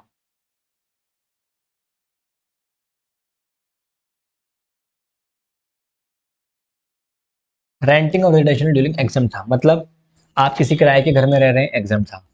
आप एसबीआई में नौकरी करते हैं और एसबीआई ने आपको क्वार्टर दे रखा है तो भी एग्जाम है। आप किसी कंपनी में नौकरी करते हैं और कंपनी ने आपको क्वार्टर दे रखा है, आप सेबी में नौकरी करते हैं, सेबी ने आपको अपने क्वार्टर दे रखे हैं, एग्जाम है। अब क्या बोला इन्होंने कि अगर रेंटिंग ऑफ रेजिडेंशियल ड्वेलिंग की सर्विस कोई अनरजिस्टर्ड पर्सन लेगा, मैंने अपनी बुक में चार्ट बना रखा है, ठीक है, एक चार्ट बना रखा है बढ़िया सा। अगर कोई अनरजिस्टर्ड पर्सन लेगा रेंटिंग ऑफ रेजिडेंशियल ड्वेलिंग की सर्विस, तब तो क्या है, एग्जाम है। अगर रेंटिंग ऑफ रेजिडेंशियल ड्वेलिंग की सर्विस कोई रजिस्टर्ड पर्सन लेगा, रेजिडेंशियल ड्वेलिंग मतलब रहने के लिए घर, रेंटिंग ऑफ कॉमर्शियल प्रॉपर्टी पहले भी टैक्सेबल था अभी भी टैक्सेबल है, रेंटिंग ऑफ कॉमर्शियल प्रॉपर्टी। तो बात चल रही है रेंटिंग ऑफ कॉमर्शियल प्रॉपर्टी की, अगर मैं बात करूं ना, देखो इसका एक बढ़िया चार्ट बना सकते हैं वैसे देखा जाए तो। रेंटिंग सर्विसेज एक टेबल बना रखी है अपने वैसे बुक के अंदर। अगर कॉमर्शियल प्रॉपर्टी हो,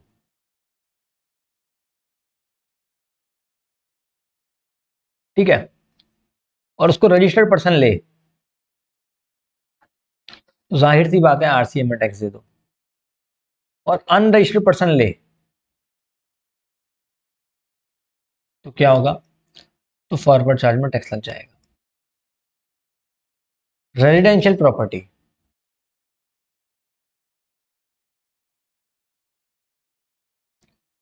अगर अनरजिस्टर्ड पर्सन ले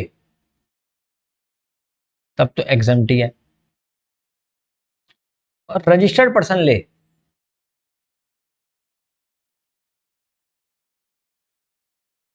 फॉर पर्सनल यूज ले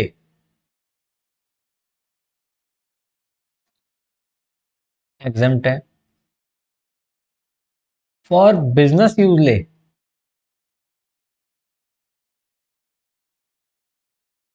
तो क्या होगा, तो ये होगा कि आपका आरसीएम में टैक्स लग जाएगा।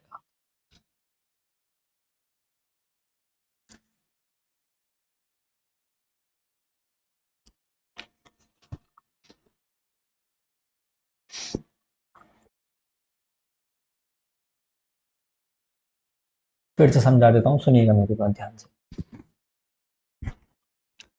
पहले ऐसा था कि रेंटिंग सर्विसेज के अंदर अगर कोई बंदा रहने के लिए घर रहता है, रेजिडेंशियल जो प्रॉपर्टी है ना, पूरा का पूरा एग्जाम था पहले, ये पूरा का पूरा एग्जाम था पहले। अब चाहे आप खुद से लो, चाहे अपने रहने के लिए लो, चाहे अपने एम्प्लॉयज के लिए रहने के लिए लो, अब इन्होंने ये बोला कि अगर आप रजिस्टर्ड हो जीएसटी में, अगर आप अनरजिस्टर्ड हो और आप, तो बात ही खत्म हो गई। अगर आप जीएसटी में रजिस्टर्ड हो और आप खुद रह रहे हो तो पर्सनल पर्पस हो गया आपका, तब तो एग्जाम्प्ट है। लेकिन आप अपने बिजनेस के लिए ले रहे हो, आप मतलब अपने एम्प्लॉयज के लिए, मैंने 100 क्वार्टर ले लिए, मैं जीएसटी में रजिस्टर्ड हूं और मैंने अपने एम्प्लॉयज के रहने के लिए, सीईओ के लिए रहने के लिए, डायरेक्टर के लिए रहने के लिए क्वार्टर ले लिए। एसबीआई है वो अपने एम्प्लॉयज को रखने के लिए क्वार्टर रेंट पे ले रहा है, तो आरसीएम में टैक्स देना पड़ेगा। समझ रहे हो मेरी बात। पहले एग्जाम था कि एम्प्लॉय अगर अपने, एसबीआई अगर अपने एम्प्लॉय के लिए भी क्वार्टर लेता था तो पहले जीएसटी से बाहर था, लेकिन अब जीएसटी लगा दिया, अब एसबीआई पे आरसीएम लगेगा। लेकिन समझना, मैं जीएसटी में रजिस्टर्ड हूं, मान लो एकेजी क्लासेस, और मैं रहने के लिए कोई घर ले रहा हूं मेरे पर्सनल पर्पस के लिए, तो वो मेरा पर्सनल एक्सपेंस हो गया, उस पर जीएसटी नहीं लगेगा। लेकिन मैं मेरे स्टाफ को रखने के लिए घर ले रहा हूँ और मैं रजिस्टर्ड हूँ, तब आरसी में टैक्स दूंगा। लेकिन मान के चलो मैं अनरजिस्टर्ड हूँ और मैं मेरे स्टाफ को रहने के लिए घर दे रहा हूँ, तो अनरजिस्टर्ड होगा तो बात ही खत्म हो गई, एग्जाम्प्ट हो आप। तो अनरजिस्टर्ड पर्सन होगा तो एग्जाम्प्ट है, रजिस्टर्ड है पर्सनल यूज के लिए तो एग्जाम्प्ट है, बिजनेस यूज के लिए तो आरसीएम, और कॉमर्शियल प्रॉपर्टी है तो रजिस्टर्ड पर्सन है तो आरसीएम, और अनरजिस्टर्ड पर्सन को दे रहे हैं तो रिसीव तो एफसीएम। ये रिसीवर है, ठीक है, डन, सॉर्टेड है। मेरे ख्याल से ये अमेंडमेंट भी आपको समझ में आ गई होगी, रेजिडेंशियल ड्वेलिंग वाली, ठीक है। तो यही अमेंडमेंट थी। ये जो ब्लैक ब्लैक में दे रखा है ना, एक्सेप्ट वेयर, ये अमेंडमेंट थी, इसमें आपने देख लिया था।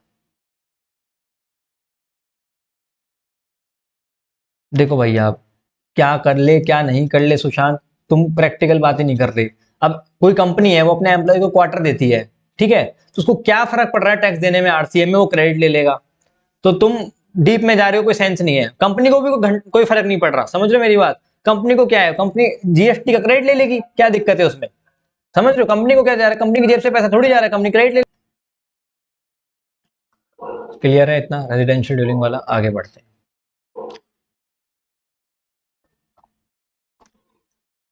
ट्रांसपोर्ट ऑफ पैसेंजर विद और विदाउट अकम्पनीड बिलोंगिंग्स बाय, इस केस में क्या होगा। इस केस में ऐसा है, ध्यान रखिए, आपको मालूम होगा, हमने देखा था कि अगर आप एयर से, सुनना मेरी बात, एयर से अगर आप कुछ नॉर्थ ईस्ट के स्टेट्स में जाते हो तो एग्जाम थे। ऑल दो आप पूरे इंडिया से कहीं पे भी जाओगे तो जो फेयर चार्जेस हैं उस पर जीएसटी लगता था, ठीक है। लेकिन अगर आप एयर से कुछ नॉर्थ ईस्ट के स्टेट दे रखे थे, जैसे अरुणाचल प्रदेश, असम, मणिपुर, मेघालय, मिजोरम, नागालैंड, सिक्किम, त्रिपुरा, ये लगभग लगभग वो स्टेट हैं जो रजिस्ट्रेशन चैप्टर में थे ना, तो असम एक्स्ट्रा था जैसे। तो अगर आप इन स्टेट्स में जाओगे तो फ्लाइट एग्जाम थी। एग्जाम क्यों थी, क्योंकि गवर्नमेंट टूरिज्म को प्रमोट करना चाहती थी। गवर्नमेंट क्या करना चाहती थी, टूरिज्म को प्रमोट करना चाहती थी, ठीक है।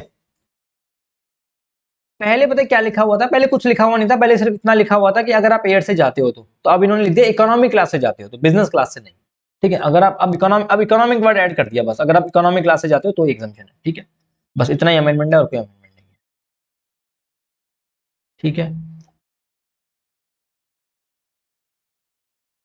सुनना मेरी बात, अपन ने एक एग्जाम्पशन ये देखी थी, ये सब अपने समरी बुक में दे रखी है, सब कुछ अपने समरी बुक में है ये, ठीक है। अपन ने एक एग्जाम्पशन देखी थी कि अगर आप ऑटो से या मीटर्ड कैब से, ये सब अपन क्लास में भी पढ़ चुके, बस अलग से अमेंडमेंट की वीडियो डाल रहा हूं इसलिए बता रहा हूं। अपन ऑटो से या ऑटो रिक्शा से या मीटर्ड कैब से, देखो, एक तो थी मीटर्ड कैब, कौन सी, मुंबई में काली पीली टैक्सी। एक तो था रेडियो टैक्सी। रेडियो टैक्सी तो टैक्सेबल होती है, ओला उबर, जिसमें ड्राइवर को आपकी लोकेशन पता हो और आपको ड्राइवर की लोकेशन, वो टैक्सेबल होती है, ठीक है। लेकिन अगर आप मीटर्ड कैब और ऑटो रिक्शा एग्जाम था, लेकिन अगर आप ऑटो रिक्शा वो रैपिडो के थ्रू मंगाते हो या ओला उबर के थ्रू मंगाते हो, तब तब टैक्सेबल है वो ईसीओ टैक्स देगा फिर उस केस में। अरे देखा नहीं था क्या आरसीए में 95 में क्या होता है कि ओला उबर वाले केस में टैक्स कौन देता है, ओला देता है, उबर देता है, ईसीओ देता है। तो इस वाले केस में क्या, अगर आप ओला से ऑटो रिक्शा भी मंगाओगे ना तो टैक्स लगेगा, मतलब, और वो ओला ही देगा, ठीक है। तो बस ये भी है, तो ये सब अपन पढ़ चुके हैं, सब अपनी बुक में भी है। एक क्या था, ध्यान से सुनना, एक अपन ऐसे देखते थे, याद करो, कि अगर आप कुछ भी इंपोर्ट करते हो, ठीक है, अगर आप एयर से इंपोर्ट करते हो और वेसल से इंपोर्ट करते हो, तो वेसल से अगर आप इंपोर्ट करते हो तो जो ट्रांसपोर्टेशन चार्जेस थे उस पर टैक्स लग रहा था। लेकिन अगर आप एयर से इंपोर्ट करते हो तो जो ट्रांसपोर्टेशन चार्जेस थे ना वो एग्जम्प्ट थे। एग्जम्प्ट क्यों थे, क्योंकि एयर का ऑलरेडी भाड़ा इतना होता है और उस पर जीएसटी और लगा देंगे ना तो वो बहुत ज्यादा हो जाएगा, तो लोग एयर से इंपोर्ट ही नहीं करेंगे फिर। तो वो गवर्नमेंट ने एग्जाम्प्ट कर रखा था, वो अभी भी एग्जाम्प्ट है। अब क्या हो रहा था, अब फिर क्या हो रहा था एक्सपोर्ट के केस में, अगर देखें ना,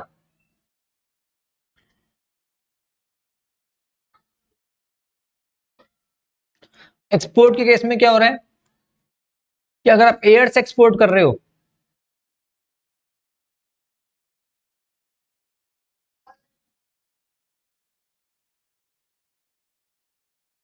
या अगर आप वेसल से एक्सपोर्ट कर रहे हो, अगर आप एयर से एक्सपोर्ट कर रहे हो तो क्या होगा, पहले एग्जाम था एयर से एक्सपोर्ट कर रहे हो आप और वेसल से भी एक्सपोर्ट कर रहे हो तो पहले एग्जाम था।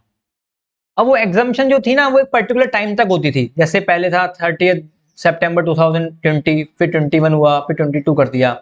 तो 30 सितंबर 2022 तक एग्जामेशन थी, लेकिन उसके बाद एग्जामेशन को बढ़ाया नहीं गवर्नमेंट ने। मतलब तो अगर अब एक्सपोर्ट कुछ करते हैं ना, वैसे गवर्नमेंट एक्सपोर्ट को प्रमोट करने के लिए कर रही थी एग्जाम, मतलब तो 30 सितंबर पे जाके इसको बढ़ाया नहीं, वरना 4-5 साल से गवर्नमेंट कैरी इसको बढ़ाते जा रही थी, अगले साल अगले साल अगले साल के लिए। इसको 2023 नहीं करा, मतलब अब की बार यही रोक दिया।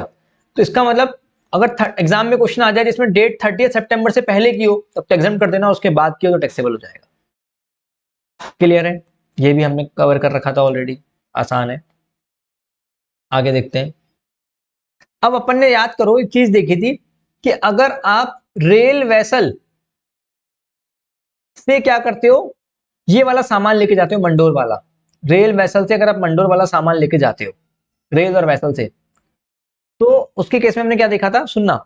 रेल वेसल या जीटी से अगर आप मंडोर वाला सामान लेके जाते हैं तो हमने क्या देखा था कि फुल फॉर्म क्या थी कि वही milk, salt, food grain, agriculture produce, N for newspaper magazine, और डी फॉर डिफेंस और military equipment, O for organic manure, R for leaf material. वो तो एग्जाम था, अभी भी एग्जाम है।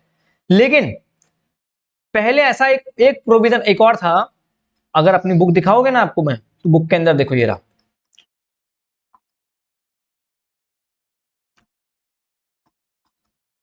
देखो पहले ऐसा था कि अगर आप रेल वेसल या जीटी से मंडोर वाला सामान लेके जाते हो तो एग्जाम्पशन थी। फिर ऐसा था कि अगर आप रेल या वेसल से रेलवे के इक्विपमेंट या मटेरियल लेके जा रहे हो तो एग्जाम्पशन दिया। अब इसको काट दिया, इसका मतलब अब इसको विड्रॉ कर लिया। मतलब अगर आप पहले रेल या वेसल से रेलवे का सामान लेके जाते थे, जैसे मालगाड़ी में मान लो रेलवे के ट्रैक लेके जा रहे हो या रेलवे का दूसरा कोई सामान लेके जा रहे हो तो एग्जाम्पशन थी। अब वो टैक्सेबल कर दिया कि अगर आप रेल या वेसल से रेलवे के इक्विपमेंट जाएंगे तो टैक्सेबल होगी। ठीक है, क्लियर है? ये अमेंडमेंट है। फिर पहले एक पॉइंट था, छोटे छोटे से अमेंडमेंट है, ऐसे नहीं कुछ भारी भरकम है समझने लायक, बस क्वांटम थोड़ा सा ज्यादा है।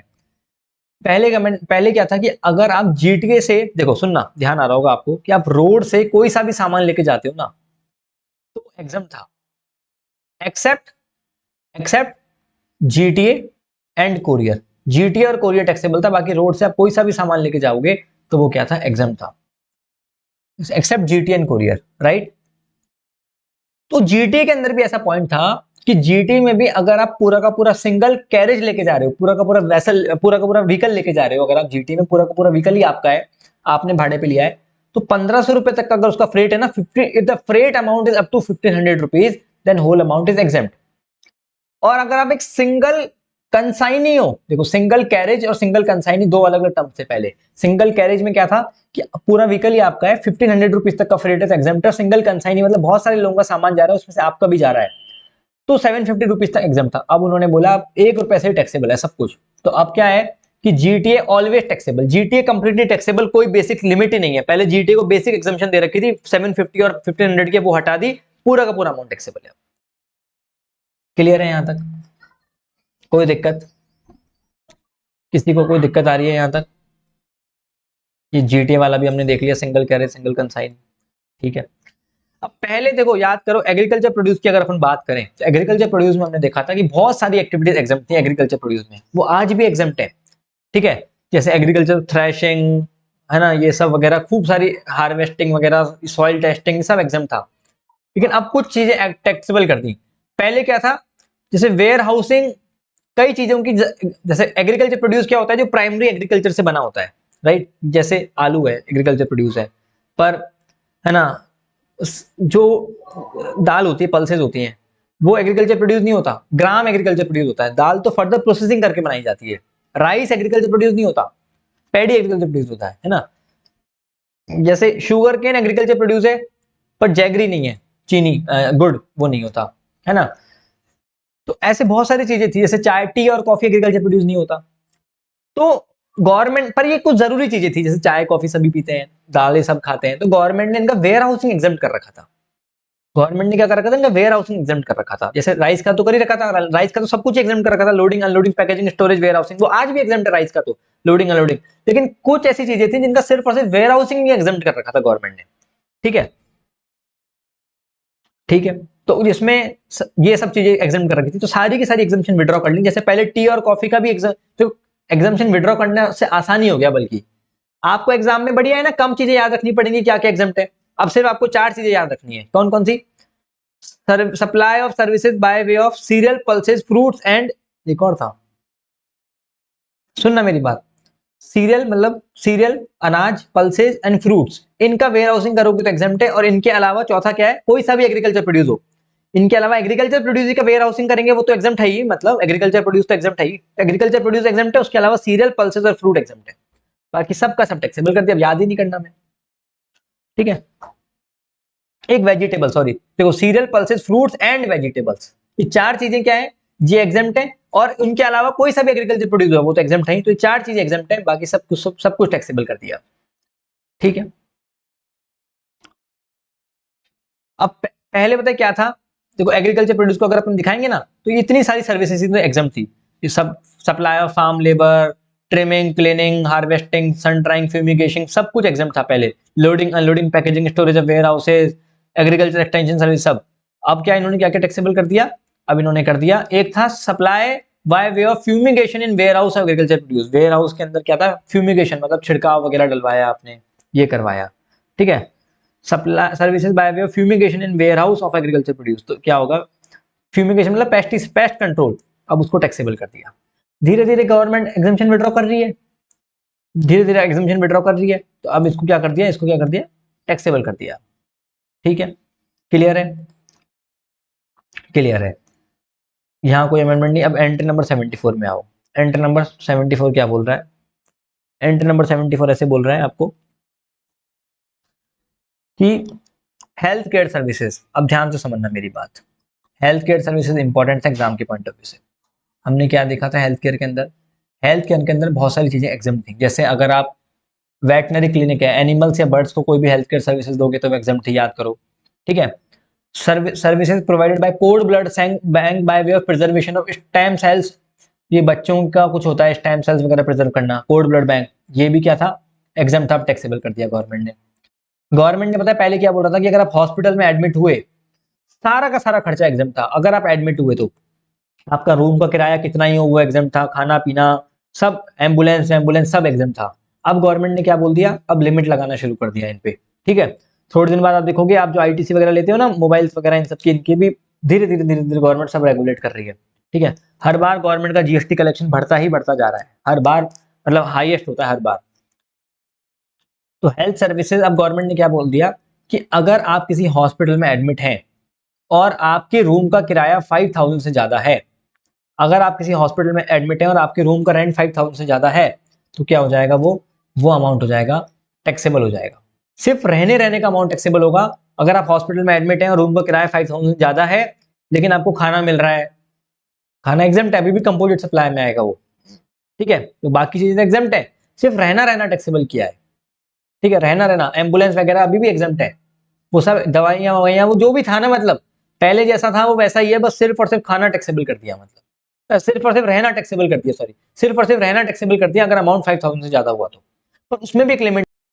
तो ये जो 5000 रुपीज का अमाउंट था ना, ऐसा नहीं कि 6000 हुआ तो 1000 टैक्सेबल होगा, पूरा का पूरा अमाउंट टैक्सेबल हो जाएगा 5000 रुपए से ज्यादा होते ही, ठीक है। अच्छा सुनना मेरी बात, ध्यान से सुनना आगे। क्या बोल रहा था मैं आपको बोल रहा था,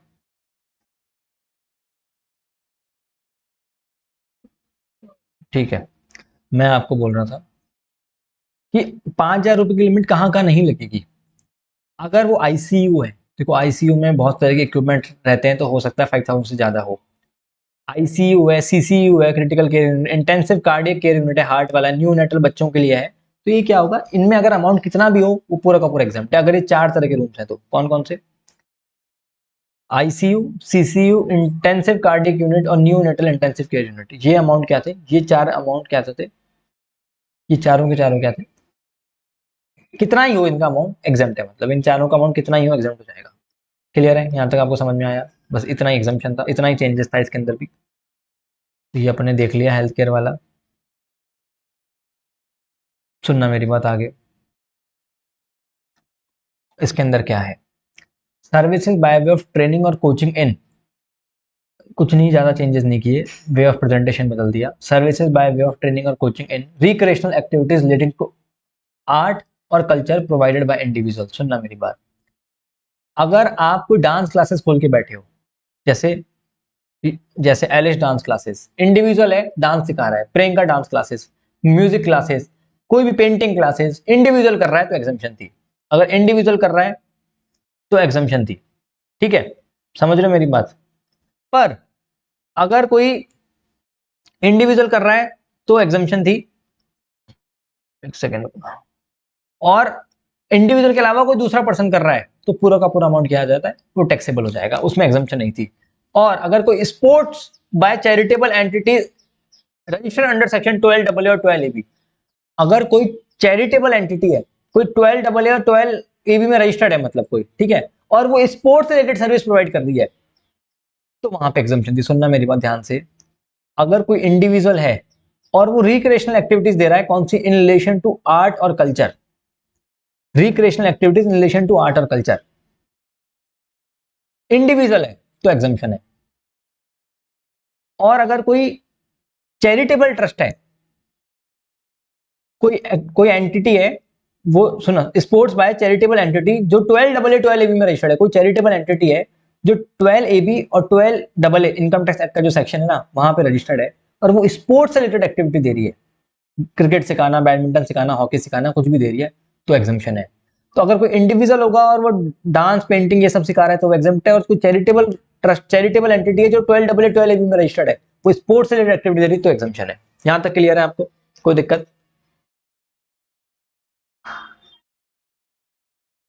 सॉर्टेड है, ठीक है। चलिए आगे बढ़ते हैं, इतना अपन ने देख लिया। ये कुछ नई एंट्रीज जो आई थी, जो अपन ने ऑलरेडी डिस्कस कर ली है। डिपार्टमेंट ऑफ पोस्ट अगर ये 4 तरह की सर्विस देगा तो एग्जाम्शन है, ये नई एग्जाम्शन आई है। अब एक ट्यूर ऑपरेटर वाला है जो कि इंपॉर्टेंट है, ट्यूर ऑपरेटर वाला है जो कि इंपॉर्टेंट है, ध्यान से सुनना मेरी बात। इसके अंदर क्या हुआ है, बेसिकली हो क्या रहा था, समझना मेरी बात, कि कोई टूर ऑपरेटर है इंडिया का, जैसे मान लो मेक माई ट्रिप है, और मिस्टर जॉन करके कोई पर्सन है, मिस्टर जॉन करके कोई पर्सन है जो मेक माई ट्रिप के थ्रू, वो यूएस में रहते हैं मान लो, और उनको जापान घूमना है, और वो जापान घूमने के लिए टिकट बुक कराया उन्होंने, तो प्लेस सप्लाई आउटसाइड इंडिया हो गया, बात ही खत्म हो गई, जीएसटी से रिलेटेड हमें कोई मतलब ही नहीं है। इस केस में तो प्लेस सप्लाई आउटसाइड इंडिया हो गया, बात ही खत्म हो गई, हमें कोई मतलब ही नहीं है। लेकिन अब क्या हो रहा था, मिस्टर जॉन करके कोई पर्सन है जो मेक माई ट्रिप के थ्रू क्या कर रहे हैं, मेक माई ट्रिप के थ्रू क्या करा रहे हैं, टिकट बुक करा रहे हैं, और वो इंडिया में घूम रहे हैं, तो इसका प्लेस सप्लाई इंडिया हो जाता था, इसका प्लेस सप्लाई इंडिया हो जाता था। अब बात क्या आ रही थी, बात ये आ रही थी कि उन्होंने ऐसा किया, मिस्टर जॉन ने मेक माई ट्रिप के थ्रू एक 30 डेज का ट्रिप प्लान किया, उसमें से 4 दिन इंडिया में रुके, और 26 डेज जापान का ट्रिप था। अब क्या करें, मतलब सवाल ये था, पूरा ही टूर अगर इंडिया के बाहर कंडक्ट हो रहा है तो बात ही खत्म हो गई, इंडिया में भी हो रहा है तो भी बात खत्म हो गई, बाहर हो रहा है तो जीएसटी लगेगा ही नहीं पूरा। अब बात क्या हो रही है कि भाई वो टूर इस तरीके से कर लिया इन्होंने कि कुछ दिन इंडिया में रहेंगे, कुछ दिन बाहर रहेंगे, अब कितना अमाउंट टैक्सेबल करें। तो जो जो टूरिस्ट लोग थे ना, मतलब ये क्या बोलते हैं, ये जो टूर ऑपरेटर वाले लोग थे ना, तो ये लोग निर्मला सीतारमण जी को बोले कि भैया हम फॉरेन करेंसी तो ला ही रहे ना, इनडायरेक्टली टूरिस्ट इंडिया में आ रहा है तो फॉरेन करेंसी आ ही रही है, तो हमारे को बेनिफिट मिलना चाहिए, मतलब ठीक है, हमें बेनिफिट मिलना चाहिए। तो इसके ऊपर एक क्लैरिफिकेशन आया है, ध्यान से सुनना मेरी बात, क्या बोलता है क्लैरिफिकेशन।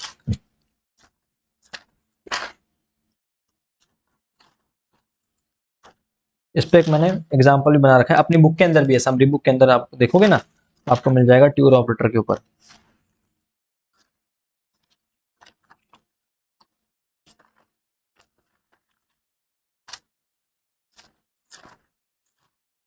ठीक है भाई, एग्जाम्पल नहीं मिल रहा है, मैं आपको वैसे समझा देता हूँ।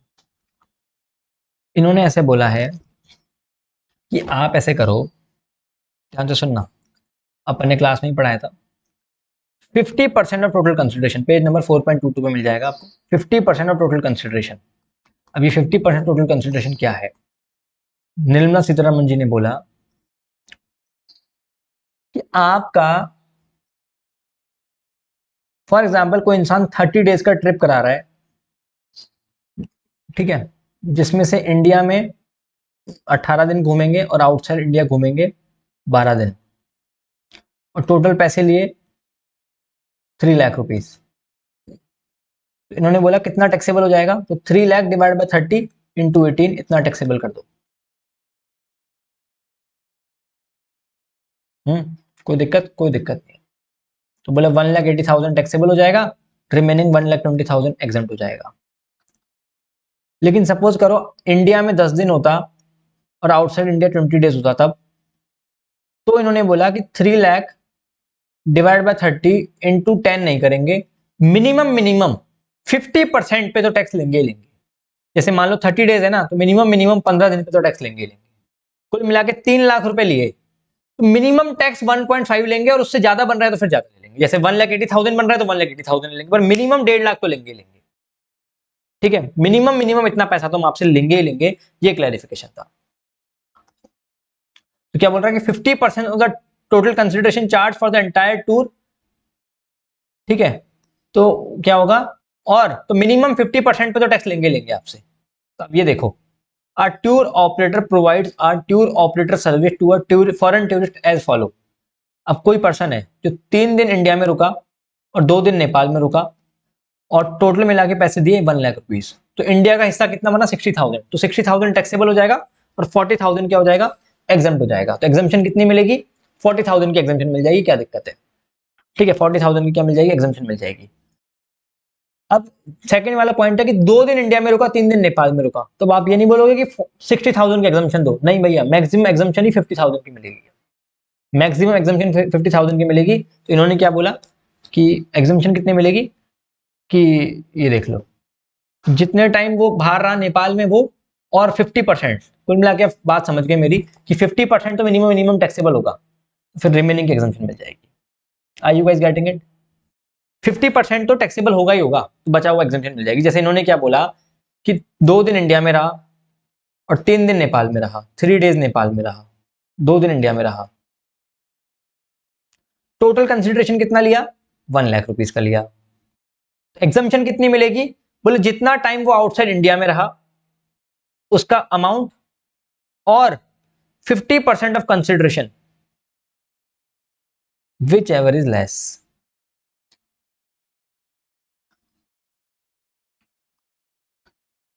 तो आउटसाइड इंडिया कितना रहा, आउटसाइड इंडिया का रेशियो आता 60,000, और 50% ऑफ कंसिडरेशन है 50,000, विच एवर इज लेस, मतलब 50,000 रुपीज की एग्जाम्पशन मिल जाएगी।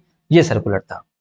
अब इसके अंदर भी इन्होंने क्या बोला, इन्होंने ऐसा बोला इसके अंदर भी कि सपोज करो आपका ट्रिप ऐसा था कि आपका ट्रिप था 3 दिन का, 3 डेज का, तो इसमें से 1 डे और 13 आवर इंडिया में था, और बाकी का रिमेनिंग टाइम आउटसाइड इंडिया था। तो भी आवर्स वाला सिस्टम हो तो क्या करेंगे, तो इन्होंने बोला कि अप टू 12 आवर हो, अप टू 12 आवर हो तो आधा दिन मान लो। Further in making the above calculation any duration of time equal to और एक्सीडिंग 12 आवर, तो अगर अप टू 12 आवर हो तो आधा दिन मान लो, 12 आवर से ज्यादा हो, 13 घंटे हो गए तो फिर पूरा दिन मान लो आप, और 13 घंटे से कम है, 12 घंटे या उससे कम है, अप टू 12 आवर्स है ना, 12 घंटे तक आधा दिन, उसके बाद पूरा दिन मान लो। अब जैसे सपोज करो इस केस में क्या हो रहा है कि 3 दिन का ट्रिप था, 1 डे और 13 आवर इंडिया में घूमे, तो अब आप 2 दिन इंडिया मानो और 1 दिन आउटसाइड इंडिया मानो इस केस में। और यही 1 डे 11 आवर होता तो फिर 1.5 डेज इंडिया में मानते और 1.5 डेज आउटसाइड इंडिया मानते, फिर वैसे ही कैलकुलेशन करते। ठीक है, तो इन्होंने अब देखो एक और एग्जांपल देखो, 2.5 डेज इंडिया में मान लो और 3 डेज नेपाल में, तो कितनी एग्जाम्पशन मिलेगी, टोटल अमाउंट है 1 लाख। तो अब कितनी एग्जाम्पशन मिलेगी देखना, नेपाल का हिस्सा कितना हो गया एग्जाम्पशन का, 3 डिवाइड बाय 5.5 इंटू 1 लाख, ये नेपाल का अमाउंट आ गया, और 50% of consideration which ever is less, इतनी एग्जाम्पशन मिल जाएगी। तो एग्जाम्पशन कितनी हो गई, 50,000 रुपीज की एग्जाम्पशन हो गई। Are you guys getting it? समझ में आ रहा है? मींस मैक्सिमम एग्जाम्पशन वो 50% की देंगे, और उससे कम बन रही है तो कम देंगे। और एग्जाम्पशन किस वाले हिस्से की मिलेगी, जो हिस्सा इंडिया के बाहर का है, इंडिया वाला तो टैक्सेबल हो जाएगा। ठीक है, अब एक चीज और, ये सुनना, क्या सर्कुलर आया था, ये आपको याद रखनी पड़ेगी। Services by way of granting, ये वन वर्ड लाइन में अगर एग्जाम्पशन आ जाए तो नहीं डालिए, services by way of granting national permit to goods carriage to operate throughout India contiguous states. तो इन्होंने बोला कंटीजियस स्टेट से अगर कोई भी सामान इंडिया में जा रहा है तो क्या बोलेंगे, ये एग्जम्प्ट है। ठीक है, सर्विसेज बाय वे, ये इस तरह के वर्ड से अगर आ जाए, हो सकता है कि इस बार डाल दें। ठीक है, आरटीपी एमटीपी एक बार और आ जाए तो वो भी मैं करवाऊंगा, तो ये आप इसको एज इट इज दिमाग में डाल लो। Services by way of granting national permit to a goods carriage, बस national permit to a goods carriage exempt, ज्यादा दिमाग ही नहीं लगाना। ये टूर ऑपरेटर वाली कैलकुलेशन आपको समझ में आ गई। एग्जाम्पशन में छोटी छोटी एग्जाम्पशन ज्यादा दे रखे हैं, कुछ भी नहीं है। जीटीए वाली क्लियर कर ली, हेल्थ केयर वाली क्लियर कर ली, एग्रीकल्चर वाली क्लियर कर ली, डिपार्टमेंट ऑफ पोस्ट क्लियर हो गया। आगे बढ़ो, अब एक और सर्विसेज सुनना मेरी बात। अगर पहले क्या सर्विसेज थी, अगर आप होटल में जाते हो, होटल में अगर आप जाते हो और फेयर अगर 1000 रुपीज तक होता है तो एग्जाम था, और 1000 रुपीज के ऊपर था तो पूरा का पूरा अमाउंट टैक्सेबल था। अब इन्होंने 1000 वाली लिमिट हटा दी, होटल में चाहे 100 रुपए किराया हो चाहे 10 रुपए, होटल पूरा का पूरा टैक्सेबल कर दिया। और सुनो, हॉस्टल के ऊपर क्लैरिटी नहीं थी कि हॉस्टल के केस में क्या करना है, तो हॉस्टल के केस में भी आपको एग्जाम्प्ट ही मानना है। हॉस्टल के केस में क्या करना है, हॉस्टल के केस में भी आपको टैक्सेबल ही मानना है। अगर हॉस्टल 1000 रुपए से कम का हुआ तो हॉस्टल भी पूरा का पूरा टैक्सेबल हो जाएगा, क्योंकि इन्होंने, देखो सुनना, पूरी की पूरी एंट्री नंबर 14 ही हटा दी, पूरी की पूरी एंट्री नंबर 14 ही हटा दी इन्होंने, और एंट्री नंबर 14 के अंदर ही हॉस्टल आता था। इसलिए पहले क्या, देखो एंट्री नंबर 14 पूरी की पूरी डिलीट कर दी और एंट्री नंबर 14 के अंदर ही हॉस्टल आता था, इसका मतलब हॉस्टल भी उड़ गया। तो सर्विसेज बाय होटल, होटल तो क्लियरली लिखा हुआ ही है, अगर एग्जाम में हॉस्टल के बारे में भी आ जाए तो हॉस्टल भी अगर 1000 से कम का हो तो उस पर भी टैक्स लगा देना। ठीक है, ये इंटरप्रिटेशन है, मतलब ये इंटरप्रिटेशन। ऑल द हॉस्टल के बारे में कुछ अलग से लिखा नहीं, लेकिन एंट्री नंबर 14 हटा दी तो मैंने इस पर देखा थोड़ा सा, एंट्री नंबर 14 के अंदर ही हॉस्टल था तो हॉस्टल भी गया, मतलब बाहर। तो इन्होंने बोला आप अगर होटल में जाते हो और आप 1000 रुपीज तक का किराया है तो पूरा का पूरा होटल क्या हो जाएगा, टैक्सेबल हो जाएगा। अब आगे सुनना मेरी बात। पहले अपन ऐसे पढ़ते थे कि अगर रिजर्व बैंक कोई सर्विसेज देता है, सर्विसेज बाय आरबीआई, वो क्या थी, एग्जाम थी। सर्विसेज टू आरबीआई ये टैक्सेबल थी, लेकिन इसमें भी दो चीजें एग्जाम थी, वो फॉरेन एक्सचेंज रिजर्व और कस्टोडियन सर्विस, दो चीजें एग्जाम थी उसके अंदर भी।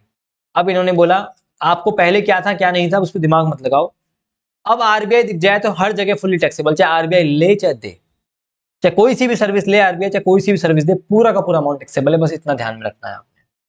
ठीक है, पहले ऐसे था कि सेबी और इरडा कोई सर्विस देती है, जैसे अपने समरी बुक में भी है, सेबी और इरडा कोई भी सर्विस देती है तो पहले क्या था, एग्जाम्पशन थी। अब पूरा का पूरा अमाउंट टैक्सेबल है, पूरा का पूरा अमाउंट टैक्सेबल कर दिया, सेबी या इरडा कोई सी भी सर्विस दे पूरा का पूरा अमाउंट क्या हो जाएगा, टैक्सेबल हो जाएगा। क्लियर है, यहाँ पे है देखो सेबी इरडा सर्विसेज बाय, पहले सेबी और इरडा क्या था, ये टैक्सेबल था, अब इसको कर दिया, पहले एग्जाम था अब इसको कर दिया टैक्सेबल। सेबी और इरडा कोई भी को सर्विस दे टैक्सेबल हो जाएगा। आगे सुनना मेरी बात। फूड, ये है ना फसाई, food safety and standard authority of India, ये कोई सी भी सर्विस देती है, जैसे सर्विस देती है ना कि न्यूडल खराब निकल गई, ये प्रोडक्ट खराब है, घी खराब है, कुछ भी देते हैं तो ये क्या हो जाएगा, पहले पहले एग्जाम थी, इसकी भी सर्विसेज टैक्सेबल हो जाएंगी। अब आपको लाइसेंस लेना होता था ना, कि आपको बोलते थे कि हमारे पास फसाई का लाइसेंस है भैया, तो लाइसेंस, जो लाइसेंस देने वाली सर्विस थी वो भी जीएसटी लगेगा। अब लाइसेंस लोगे तो लाइसेंस के ऊपर जीएसटी देना पड़ेगा आपको, आपने अगर बड़े बड़े होटल्स में लिखा रहता था। ठीक है, हाँ शिवानी, हॉस्टल सर्विसेज टैक्सेबल कर दो पूरा ही। GST network, services provided by GST network, इसके केस में क्या करना है, देखो ये जीएसटी का पूरा पोर्टल था, ये पूरा मैनेजमेंट है ना, तो GST portal, goods and service tax network, तो ये जीएसटी पोर्टल जो था ना, ये कंपनी थी जो गवर्नमेंट को सर्विस देती थी पूरा का पूरा मैनेजमेंट की, कि भाई जीएसटी पोर्टल में चीजें संभालना, मैनेज करना, ये सब तो गवर्नमेंट को सर्विस देती थी ये। तो गवर्नमेंट बोलती थी तो तुम तो सगे वाले हो, तुम सर्विस दे रहे हो तो तुमको तो हम एग्जाम्पशन देंगे, मतलब तुम हमारे लिए इतना काम कर रहे हो, जीएसटी के लिए इतना इंप्रूवमेंट कर रहे हो, जीएसटी के लिए ये सब कर रहे हो, जीएसटी पोर्टल का ध्यान रख रहे हो, तो अब गवर्नमेंट का जीएसटी सही हो गया, मतलब सब कुछ बढ़िया चलने लग गया, तो गवर्नमेंट का तुम भी निकलो, चलो तुम्हारा भी काम हो गया। तो अगर अब जीएसटी पोर्टल जो भी गवर्नमेंट को सर्विस देता है, गवर्नमेंट उसके बदले में जो भी उनको पैसा देगी, गवर्नमेंट का जीएसटी भरो तुम भी अब। ठीक है, क्लियर है, आगे देखते हैं।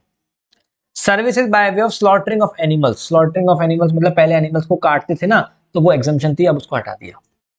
कोड ब्लड बैंक सेल वगैरह सब हमने पढ़ लिया, इतना ही ध्यान में रखना था और कुछ ज्यादा ध्यान में है नहीं। अब कुछ क्लैरिफिकेशन हैं जो आपको ध्यान से सुनना मेरी बात। Clarification regarding applicability of GST on supply of food in anganwadi and school. इस केस में क्या होगा, सुनना मेरी बात। अब आप खुद ही आंसर दे दोगे। याद करो, हमने एजुकेशन सर्विसेज में पढ़ा था कि अगर कोई भी एजुकेशन इंस्टीट्यूशन, एजुकेशन इंस्टीट्यूशन तीन ही होते हैं, school, courses recognised by law और अप्रूव्ड वोकेशनल ट्रेनिंग। तो स्कूल अगर कोई भी बच्चों को केटरिंग की सर्विस देता था, याद करो, स्कूल अगर बच्चों को केटरिंग के रिलेटेड सर्विस देता था तो एग्जाम थी वो। स्कूल अगर किसी से केटरिंग की सर्विस लेके बच्चों को दे रहा होता था तो एग्जाम थी, याद करो। स्कूल अगर 5 तरह की सर्विसेज बेसिकली एजुकेशन इंस्टीट्यूशन लेता था, इसमें से पहली जो 3 सर्विसेज थी वो स्कूल के लिए एग्जाम थी। पहली 3 में क्या आता था, ट्रांसपोर्टेशन, केटरिंग और हाउसकीपिंग और सिक्योरिटी सर्विसेज, पहली 3 में यही तो आती थी।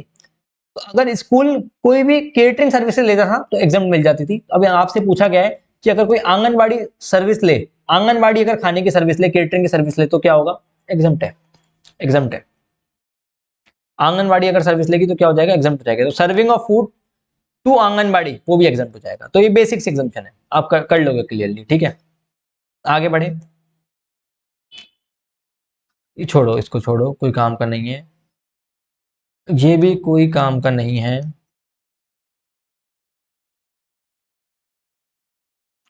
ये भी कोई काम का नहीं है।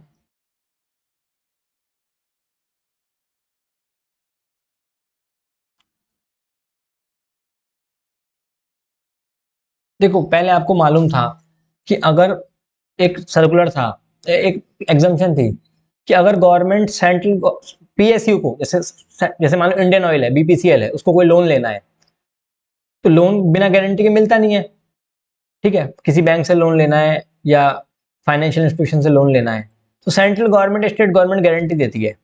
तो गारंटी के बदले में क्या करती है स्टेट गवर्नमेंट, कि हम गारंटी दे देंगे लेकिन आपको हमें पैसा देना पड़ेगा। जैसे इंडियन ऑयल को बोलेगी कि हम आपकी 10,000 करोड़ के लोन चाहिए आपको, आप ले लो, हम आपकी गारंटी दे देंगे। गारंटी देना मतलब कि अगर इंडियन ऑयल चुका नहीं पाई तो सेंट्रल गवर्नमेंट चुकाएगी उसको, वो गारंटी दे देंगे हम। पर हम जो आपको गारंटी देंगे ना उसके बदले पैसा लेंगे। मान के चलो गवर्नमेंट ने बोला 50 करोड़ रुपए लेंगे, उस पे जीएसटी एग्जाम था, तो वही बात है, वो पहले भी मालूम था। Clarification regarding applicability GST on service supplied by state government to their undertaking और PSU by way of guaranteeing loan. तो सेंट्रल गवर्नमेंट के बारे में तो हमने पढ़ा ही था, तो इस केस में है कि भाई स्टेट गवर्नमेंट भी अगर कुछ करती है तो वो भी एग्जाम है, कुछ नहीं है इसके अंदर, ठीक है। Service clarification regarding coaching services supplied by coaching institution and NGO under the central government scheme of scholarship for disabled student. इन्होंने बोला कि सेंट्रल गवर्नमेंट, अब आप खुद ही बताना, exemption is all about feelings. अब मैं तो आप पढ़ पढ़ के समझ गया होगा आपको, गवर्नमेंट है, अब उन्होंने जो बच्चे डिसेबल बच्चे हैं उनके लिए कोई स्कॉलरशिप चीज निकाली कि आप कोचिंग में पढ़ो, आपको मतलब उसका पैसा सरकार देगी, आपको कोचिंग फैसिलिटी। ऑल तो कोचिंग टैक्सेबल होती है लेकिन वो बच्चे ही ऐसे हैं, मतलब उनको कोचिंग की सर्विसेज दे रहे हैं, डिसेबल बच्चे हैं तो एग्जाम्प्ट है मतलब। Clarification regarding GST and overloading charges at toll plaza. कई बार क्या होता है, मैं आपको बताता हूँ, कई बार क्या होता है, ध्यान से समझना मेरी बात, कि टोल प्लाजा जो होते हैं ना, टोल प्लाजा पे जो भी चार्ज लिए जाते हैं वो एग्जाम्प्ट होते हैं जीएसटी से, टोल चार्जेस जीएसटी से बाहर होते हैं। अब टोल प्लाजा के ऊपर 2 सर्कुलर आए कि कई बार जैसे आपके पास फास्ट टैग नहीं होता तो आपसे डबल चार्जेस लेते हैं, या आपका व्हीकल बहुत ओवरलोडेड है तो आपसे 4 टाइम्स चार्जेस लेते हैं, 8 टाइम चार्जेस लेते हैं, ऐसे लेते हैं। तो पूछ रहे हैं जो ज्यादा चार्जेस लिए क्या वो भी एग्जाम्प्ट है? हाँ भाई, नेचर तो टोल प्लाजा का ही है ना। जब टोल प्लाजा एग्जाम्प्ट है तो फिर वो चाहे 4 टाइम्स हो चाहे 2 टाइम्स हो चाहे वो कितना ही टाइम्स हो, वो एग्जाम्प्ट ही रहेगा, राइट। यही पॉइंट था।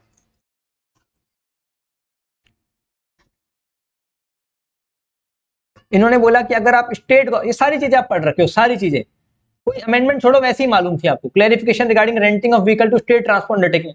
याद करो, हम पढ़ते थे ना कि अगर आपने कोई भी इलेक्ट्रिकल व्हीकल भाड़े पे दिया, रेंट पे दिया, ठीक है, और इलेक्ट्रिकल व्हीकल जिसकी सीटिंग कैपेसिटी 12 या उससे ज्यादा हो और रेंट पे दिया, चाहे जीटीए को दिया हो, चाहे स्टेट गवर्नमेंट को दिया हो, चाहे सेंट्रल गवर्नमेंट को दिया हो, उस पर जीएसटी नहीं लगता था, तो अभी भी नहीं लग रहा, बस यही बोला है, ये मालूम है आपको। Clarification regarding applicability of GST application fees charge for entrance for issue of migration certificate. सुनिएगा मेरी बात, इसके अंदर क्या लिखा हुआ है, इन्होंने ऐसे बोला कि कोई बच्चा है, अब आपको मालूम है कि स्कूल कोई सी भी सर्विस देता है ना स्टूडेंट को तो वो एग्जाम थी, चाहे वो स्टूडेंट प्रोस्पेक्टिव स्टूडेंट हो चाहे वो एक्स स्टूडेंट रहा हो। मतलब कोई बच्चा स्कूल के अंदर पढ़ रहा है और वो स्कूल में फीस जमा करा रहा है, वो तो एग्जाम थी, एजुकेशन इंस्टीट्यूशन अपन ने बहुत अच्छे से पढ़ा है, डिटेल में जिसको भी समझ नहीं आ रहा वो एग्जामिशन वाला वीडियो देख लेना मेरा। अब मान के चलो कि कोई बच्चा एडमिशन लेने आया स्कूल में कि मेरे को एडमिशन चाहिए, तो वो फॉर्म होता है ना एडमिशन फॉर्म, उसके पैसे लगते हैं, वो भी एग्जाम है, ऑल्दो हमारे स्टूडेंट नहीं है पर गवर्नमेंट ने एग्जाम करा।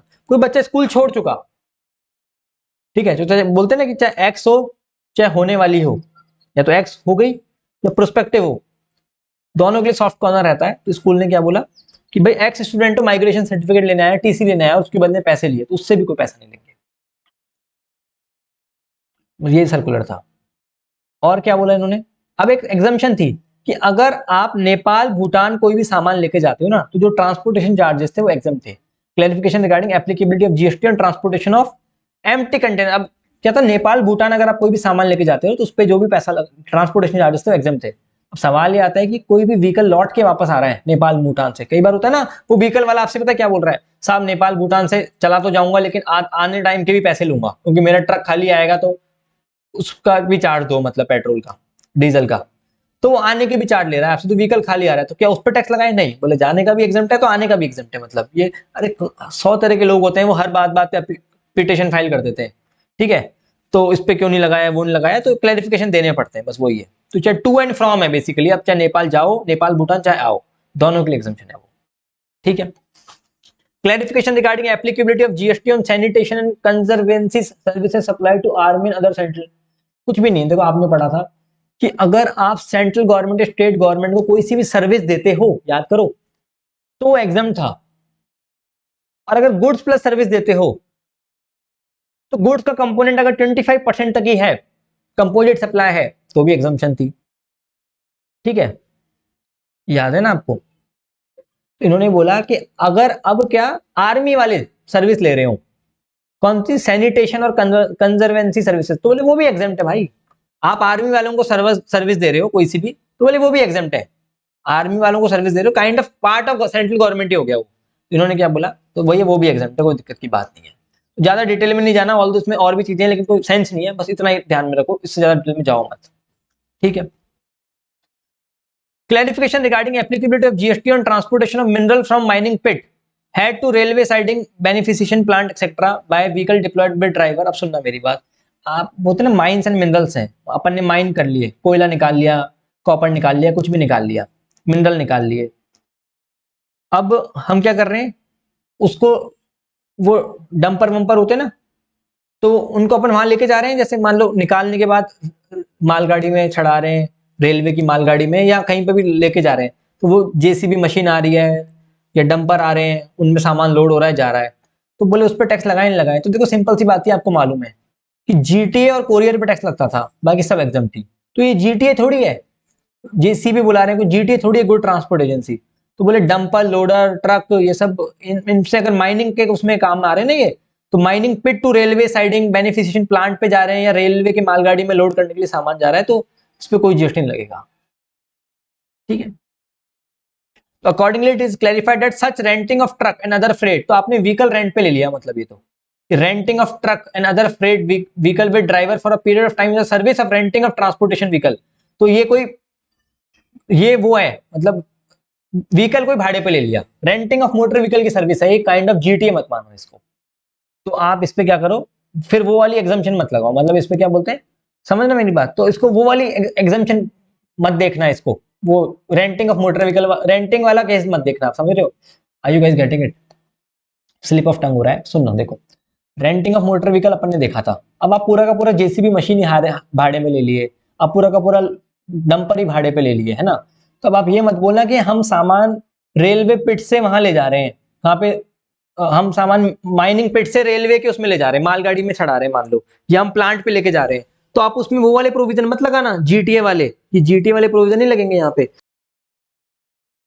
तो अपन ने यही देखा कि अगर आप कोई भी व्हीकल, कोई भी ट्रक वगैरह भाड़े पे लेते हो जहाँ से मिनरल्स वगैरह निकलते हैं ना, और वो रेलवे की साइडिंग तक या प्लांट तक जाता है, तो उसको आप वो वाला मत लेना, जीटीए और कोरियर वाला, ठीक है, ट्रांसपोर्टेशन सर्विस वाला केस मत लेना उसको, उसको आप रेंटिंग ऑफ मोटर व्हीकल वाला केस लेना, हायरिंग, क्या पूरा का पूरा व्हीकल ही हायर कर रहे हो, ठीक है। तो जो रेंटिंग ऑफ मोटर व्हीकल के ऊपर प्रोविजन लगते हैं ना, तो वो लगाना फिर यहाँ पे, ठीक है, मतलब आप इसको रेंटिंग ऑफ मोटर व्हीकल मानना, आप इसको ट्रांसपोर्टेशन सर्विसेज मत मानना। कुल मिला के सर्कुलर ये कह रहा है, क्रक्स में मैं बताऊं तो, कि आप उसको रेंटिंग ऑफ मोटर व्हीकल मानना, ना कि ट्रांसपोर्टेशन सर्विस मानना। ठीक है, तो the person who supplies the vehicle on rent with operator can not be said to be supplying the services by way of transport of goods. इसको transport of goods की service मत मानना, इसको आप रेंटिंग ऑफ मोटर व्हीकल की provision लगाना। अब renting of motor vehicle पे क्या लगता है वो यहाँ लगा देना बस। ठीक है,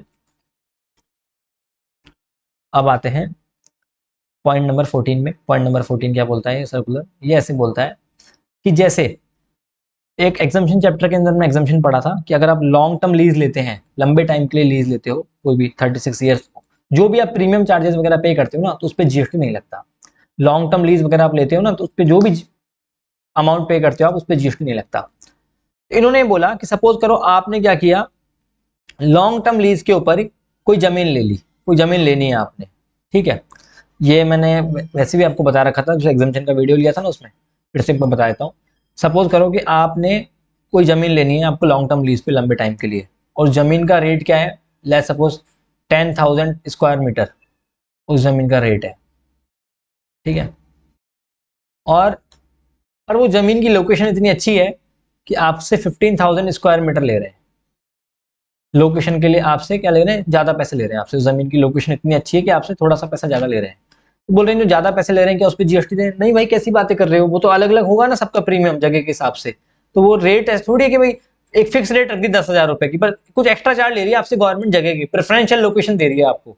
तो वो भी उसी का नेचर हो गया, मतलब लीज का पार्ट हो गया वो भी, तो उस पर कोई अलग से जीएसटी नहीं लगेगा। तो ये वाली बात में आपको ही मालूम है, मतलब तो ये भी एग्जाम्प्ट हो जाएगी। ठीक है, इन्होंने ये लिखा, it is clarified that location charges और preferential location charges paid upfront in addition to lease premium is it itself include a part of upfront amount, ये उसी का पार्ट हो गया for long term lease of land and eligible for the same treatment, same वही treatment होगा तो exemption मिल जाएगी। ठीक है, clarification regarding GST on payment of honorarium to the guest anchor. तो वो टीवी पे जो एंकर वगैरह आते हैं ना, तो हमने कभी पढ़ा क्या कि टीवी पे किसी गेस्ट को बुला रहे हो आप और वो कुछ भी बोल रहे हैं और उनको एग्जम्पशन दे दो, हमने कभी पढ़ा ऐसी कोई एग्जम्पशन नहीं। तो क्लैरिफिकेशन में बोल रहा है कि वो टैक्सेबल है, हम बोल रहे हैं हमको मालूम था पहले से टैक्सेबल है, तो बस बोले वही तो बता रहे हैं। हमने बोला पूछा किसी ने, पूछा, ये बोल रहे नहीं बता रहे हैं हम। क्लैरिफिकेशन सारे ऐसे हैं, वी आर लाइक पूछा हमने, फिर बोला नहीं नहीं हम बता रहे हैं बस। Clarification regarding applicability of GST in form of art oblique IVF. तो ये इन विट्रो फर्टिलाइजेशन करके टेक्नोलॉजी है। तो बोल रहे कि for test tube baby kind of thing. ठीक है, जैसे कि मूवी थी ना अक्षय कुमार वाली, तो गुड न्यूज करके, तो उसमें ना आप अगर इस टेक्निक से मतलब आप कोई चाइल्ड डेवलप कर रहे हो, ठीक है, चाइल्ड प्रोड्यूस कर रहे हो इस टेक्निक के थ्रू, तो बोले ये भी एग्जाम्पशन है, मतलब वो हेल्थ केयर सर्विसेज का पार्ट ही मानो, मतलब आप इसको, इस पे जो भी खर्चा वर्चा हो रहा है तो वो भी एग्जाम्प्ट है।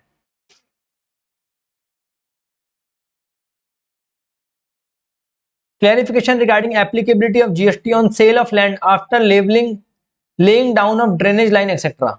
अभी ऐसे बोल रहे हैं कोई जमीन थी, ठीक है, खाली जमीन थी, बंजर जमीन पड़ी थी एकदम गंदी सी, कचरा वचरा पड़ा था उस पर, अनलेबल्ड जमीन थी, लेबल नहीं हो रही थी, ऊपर खाबड़ जमीन थी। हमने जेसीबी बुलवा के सब क्लीन करवाया, सब साफ सफाई करवाई, फिर उसको बेचा, तो अब उसमें जीएसटी लगेगा एग्जाम्प्ट। अरे भैया सेल ऑफ लैंड पे कभी जीएसटी नहीं लगता, चाहे तुम उसमें सोने की फसल उगा के बेच दो तो भी जीएसटी नहीं लगता उसमें। ठीक है, तो वो है तो सेल ऑफ बिल्डिंग ही ना, अब चाहे तुम उसमें पाइपलाइन बिछा दो, चाहे तुम उसमें गड्ढे जो खुद रहे हैं उसको सही भरवा दो, कुछ भी कर दो, तो है तो सेल ऑफ लैंड ही ना। ऐसे फालतू फालतू एग्जाम्पशन है। Clarification regarding hiring of vehicle by firm for transportation of their employee to और फ्रॉम वर्क। तो बोल रहे हैं कि एम्प्लॉय को लाने ले जाने के लिए आपने कोई व्हीकल भाड़े पे लिया, तो उस केस में क्या होगा, तो ये तो कॉन्ट्रैक्ट कैरेज हो गया, कॉन्ट्रैक्ट कैरेज हो गया ना। आप अपने ये ऐसे नहीं बोल सकते आपकी कि ये मतलब ये अलग केस हो गया, कॉन्ट्रैक्ट कैरेज वाला केस हो गया आपका। ठीक है, आप व्हीकल भाड़े पे ले रहे हो पूरा का पूरा अपने एम्प्लॉयज को लाने ले जाने के लिए, तो टैक्सेबल हो जाएगा। ठीक है, आप इसको पढ़ोगे ना, the issue which arise for consideration was to whether the engagement of non AC contract carriage by firm for transporting. जैसे आपको मालूम है बसेस क्या होती है, वॉल्वो तो वैसे भी टैक्सेबल होती है, जो नॉन एसी कॉन्ट्रैक्ट कैरेज होती है वो एग्जम्प्ट होती है। अब आपको मालूम है कि ट्रांसपोर्टेशन ऑफ पैसेंजर विद और without accompanied belonging bye non AC contract carriage other than radio taxi हो, ठीक है, टूरिज्म पर्पस नहीं हो, तो एग्जम्प्ट होता है, आपको मालूम है। The said exemption would apply to passenger transport service by non AC contract carriage where transportation take place over pre determined route. Non, देखो मैंने आपको क्या एग्जांपल बताया था कि आप अपनी शादी पे कहीं जा रहे हो, शादी के लिए आपने बस भाड़े पे ली, नॉन एसी है, कॉन्ट्रैक्ट कैरेज है, तो वो भी टैक्सेबल होती है। देखो बस अपने फिक्स रूट पे चल रही है, जैसे जयपुर टू दिल्ली जा रही है, फिक्स रूट पे जा रही है, नॉन एसी बस है, तो वो एग्जम्प्ट है। आप उसको, अब आप खुद जयपुर से बस करके दिल्ली ले जा रहे हो आप, तो वो टैक्सेबल होगी भाई, तो आपका पर्सनल पर्पस हो गया, तो टैक्स। अब कंपनी क्या कर रही है, खुद बस ले रही है नॉन एसी अपने एम्प्लॉइज को लाने ले जाने के लिए, तो टैक्सेबल होगी, फिर वो टैक्सेबल होगी। Are you guys getting it? समझ में आ रहा है आपको? क्लियर है? Clarification regarding applicability of GST on tickets of private ferry used for passenger transportation service। इसके अंदर क्या है, इसके अंदर ऐसा है कि खत्म हो गया एग्जम्पशन, बहुत ही बढ़िया। अब इसके अंदर क्या दे रखा है, एक लास्ट क्लैरिफिकेशन ये दे रखा है आपको कि जैसे मान के चलो कि अपन को मालूम है, अपन इंडिया के अंदर ट्रांसपोर्टेशन करते हैं, पानी के अंदर से कुछ भी जाते हैं, इनलैंड ट्रांसपोर्टेशन एग्जम्प्ट होता है, पढ़ा है अपन ने। पर अगर आप शिप से, वैसल से जा रहे हो टूरिज्म पर्पस के लिए, क्रूज वाले बुक कर रहे हैं आपने, पार्टी वार्टी हो रही है आपकी टूरिज्म पर्पस के लिए, तो टैक्सेबल हो जाती है, ये भी मालूम है आपको, है ना।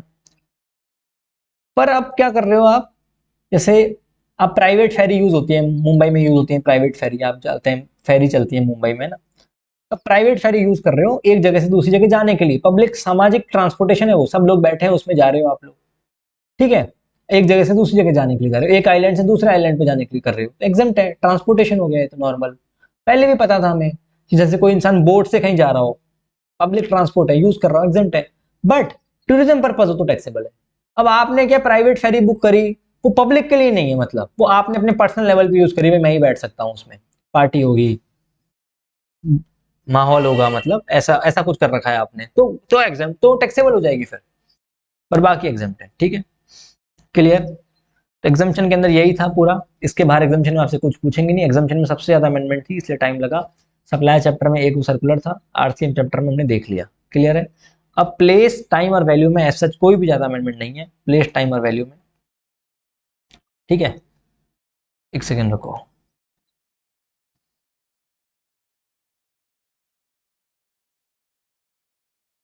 इनको भी अपन देख लेंगे, फिर भी टाइम और वैल्यू में तो एक भी अमेंडमेंट नहीं है, ठीक है।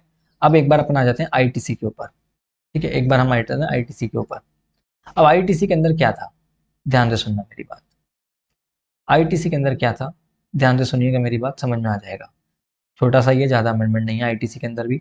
आईटीसी के अंदर एक रूल हुआ करता था, मैं आपको बताता हूँ, 180 डेज वाला रूल। इस 180 डेज वाले रूल में क्या होता था, ऐसा होता था कि जैसे सपोज करो ए है और बी दो लोग हैं, अब बी ने ऐसे सामान परचेज किया, ए सप्लायर है और बी रिसीवर है, ठीक है, ए सप्लायर है और बी रिसीवर है।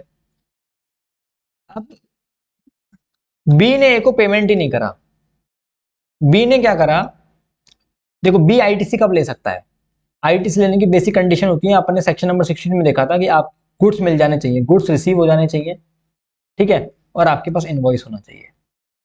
कि दो कंडीशन सेटिस्फाइड कर दी, पहली की दो आप प्रोविजनल बेसिस पे सेटिस्फाइड कर दो तो आईटीसी मिल जाती थी, इसने आईटी कंडीशन सेटिस्फाइड करी, इसको आईटीसी मिल गई, पर इसने ए को पेमेंट ही नहीं करा और 180 डेज खत्म हो गए।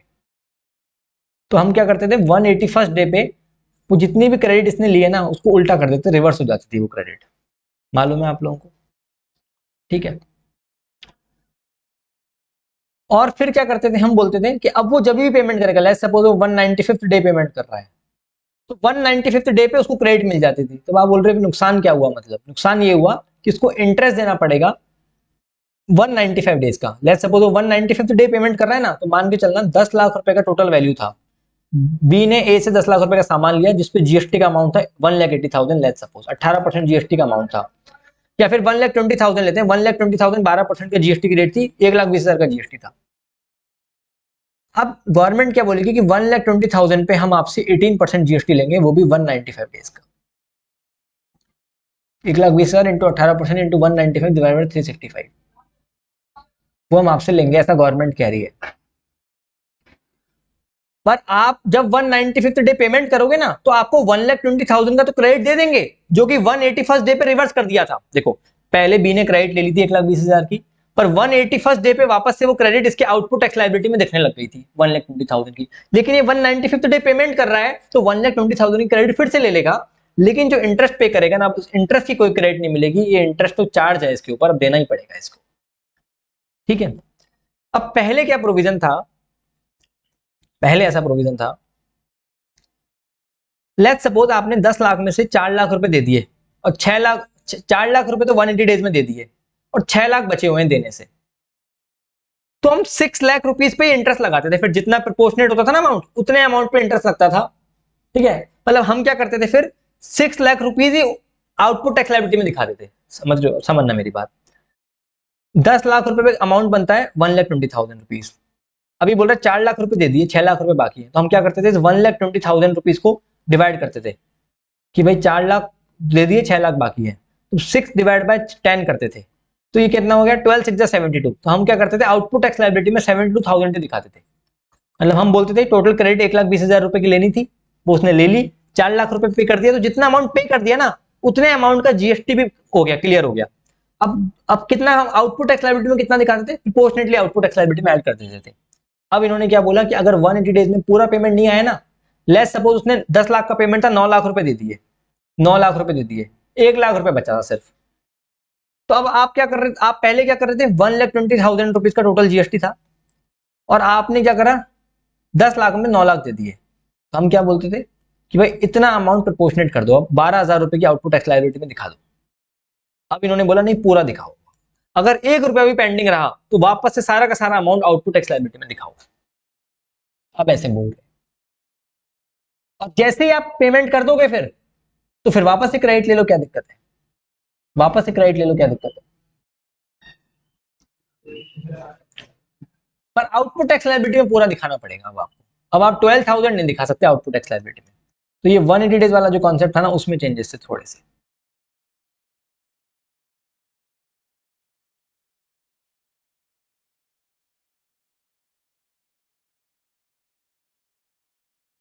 In case of non-payment of the value of supply plus tax in respect of inward supplies within 180 days, ITC so avail need to be paid along with interest under section 50। अच्छा याद करो, जिन लोगों ने ITC की classes देखी है, मेरे से पढ़े हैं, या मेरा जो यूट्यूब पे मैंने अभी आईटीसी क्वेश्चन डाले हैं, उसमें ये भी था कि 180 डेज वाला कॉन्सेप्ट आरसीएम केस में नहीं लगता। आरसीएम केस में नहीं लगता, क्यों नहीं लगता, उसका भी लॉजिक बड़ा क्लियर था। तो अब इन्होंने क्या बोला, अब क्या होगा, registered person who has availed of ITC on inward supply failed to pay the supplier thereof the amount towards the value of such supply along with tax payable within the time limit shall pay an amount equal to the ITC availed। उसको उतना amount देना पड़ेगा जितनी उसने ITC avail कर ली, along with the interest तो देना ही देना पड़ेगा, ठीक है। तब अब इन्होंने ये बोल दिया, कुल मिला के अमेंडमेंट जो आया ना, अमेंडमेंट यह है कि आप ऐसा नहीं कर सकते कि भी थोड़ा अमाउंट पहले से पे कर दिया तो उतना ही प्रोपोर्शनेटली अब रिवर्स करो। फॉर एग्जाम्पल आप बोल रहे हो 50% तो पे कर ही दिया ना हमने, तो 50% ही जीएसटी की लायबिलिटी आउटपुट टैक्स लायबिलिटी में दिखाओ, नहीं बोले पूरी दिखाएंगे, 50% नहीं दिखाएंगे। हाँ इंटरेस्ट तो लगेगा, जितना अमाउंट आपने 180 डेज के बाद में पे किया है ना, उस अमाउंट पे इंटरेस्ट लगेगा फर्स्ट डे से, फर्स्ट डे से इंटरेस्ट लगेगा। चलो एक काम करते हैं, आईटीसी की अमेंडमेंट और बची हुई जितनी अमेंडमेंट है, ज्यादा नहीं है, छोटी छोटी सी है, हर चैप्टर में हल्की हल्की सी अमेंडमेंट है, जो आपको मालूम भी है, वो हम इसके पार्ट 2 में कवर करते हैं, ठीक है। पार्ट 2 में कवर करते हैं, यूट्यूब पे अगर मैं डालूंगा तो दोनों पार्ट को एक साथ ही जोड़ कर डालूंगा, हार्डली 3 घंटे की अमेंडमेंट्स होंगी, ठीक है। तो हम इसका पार्ट 2 में खत्म करेंगे। चलिए, थैंक्स अ लॉट।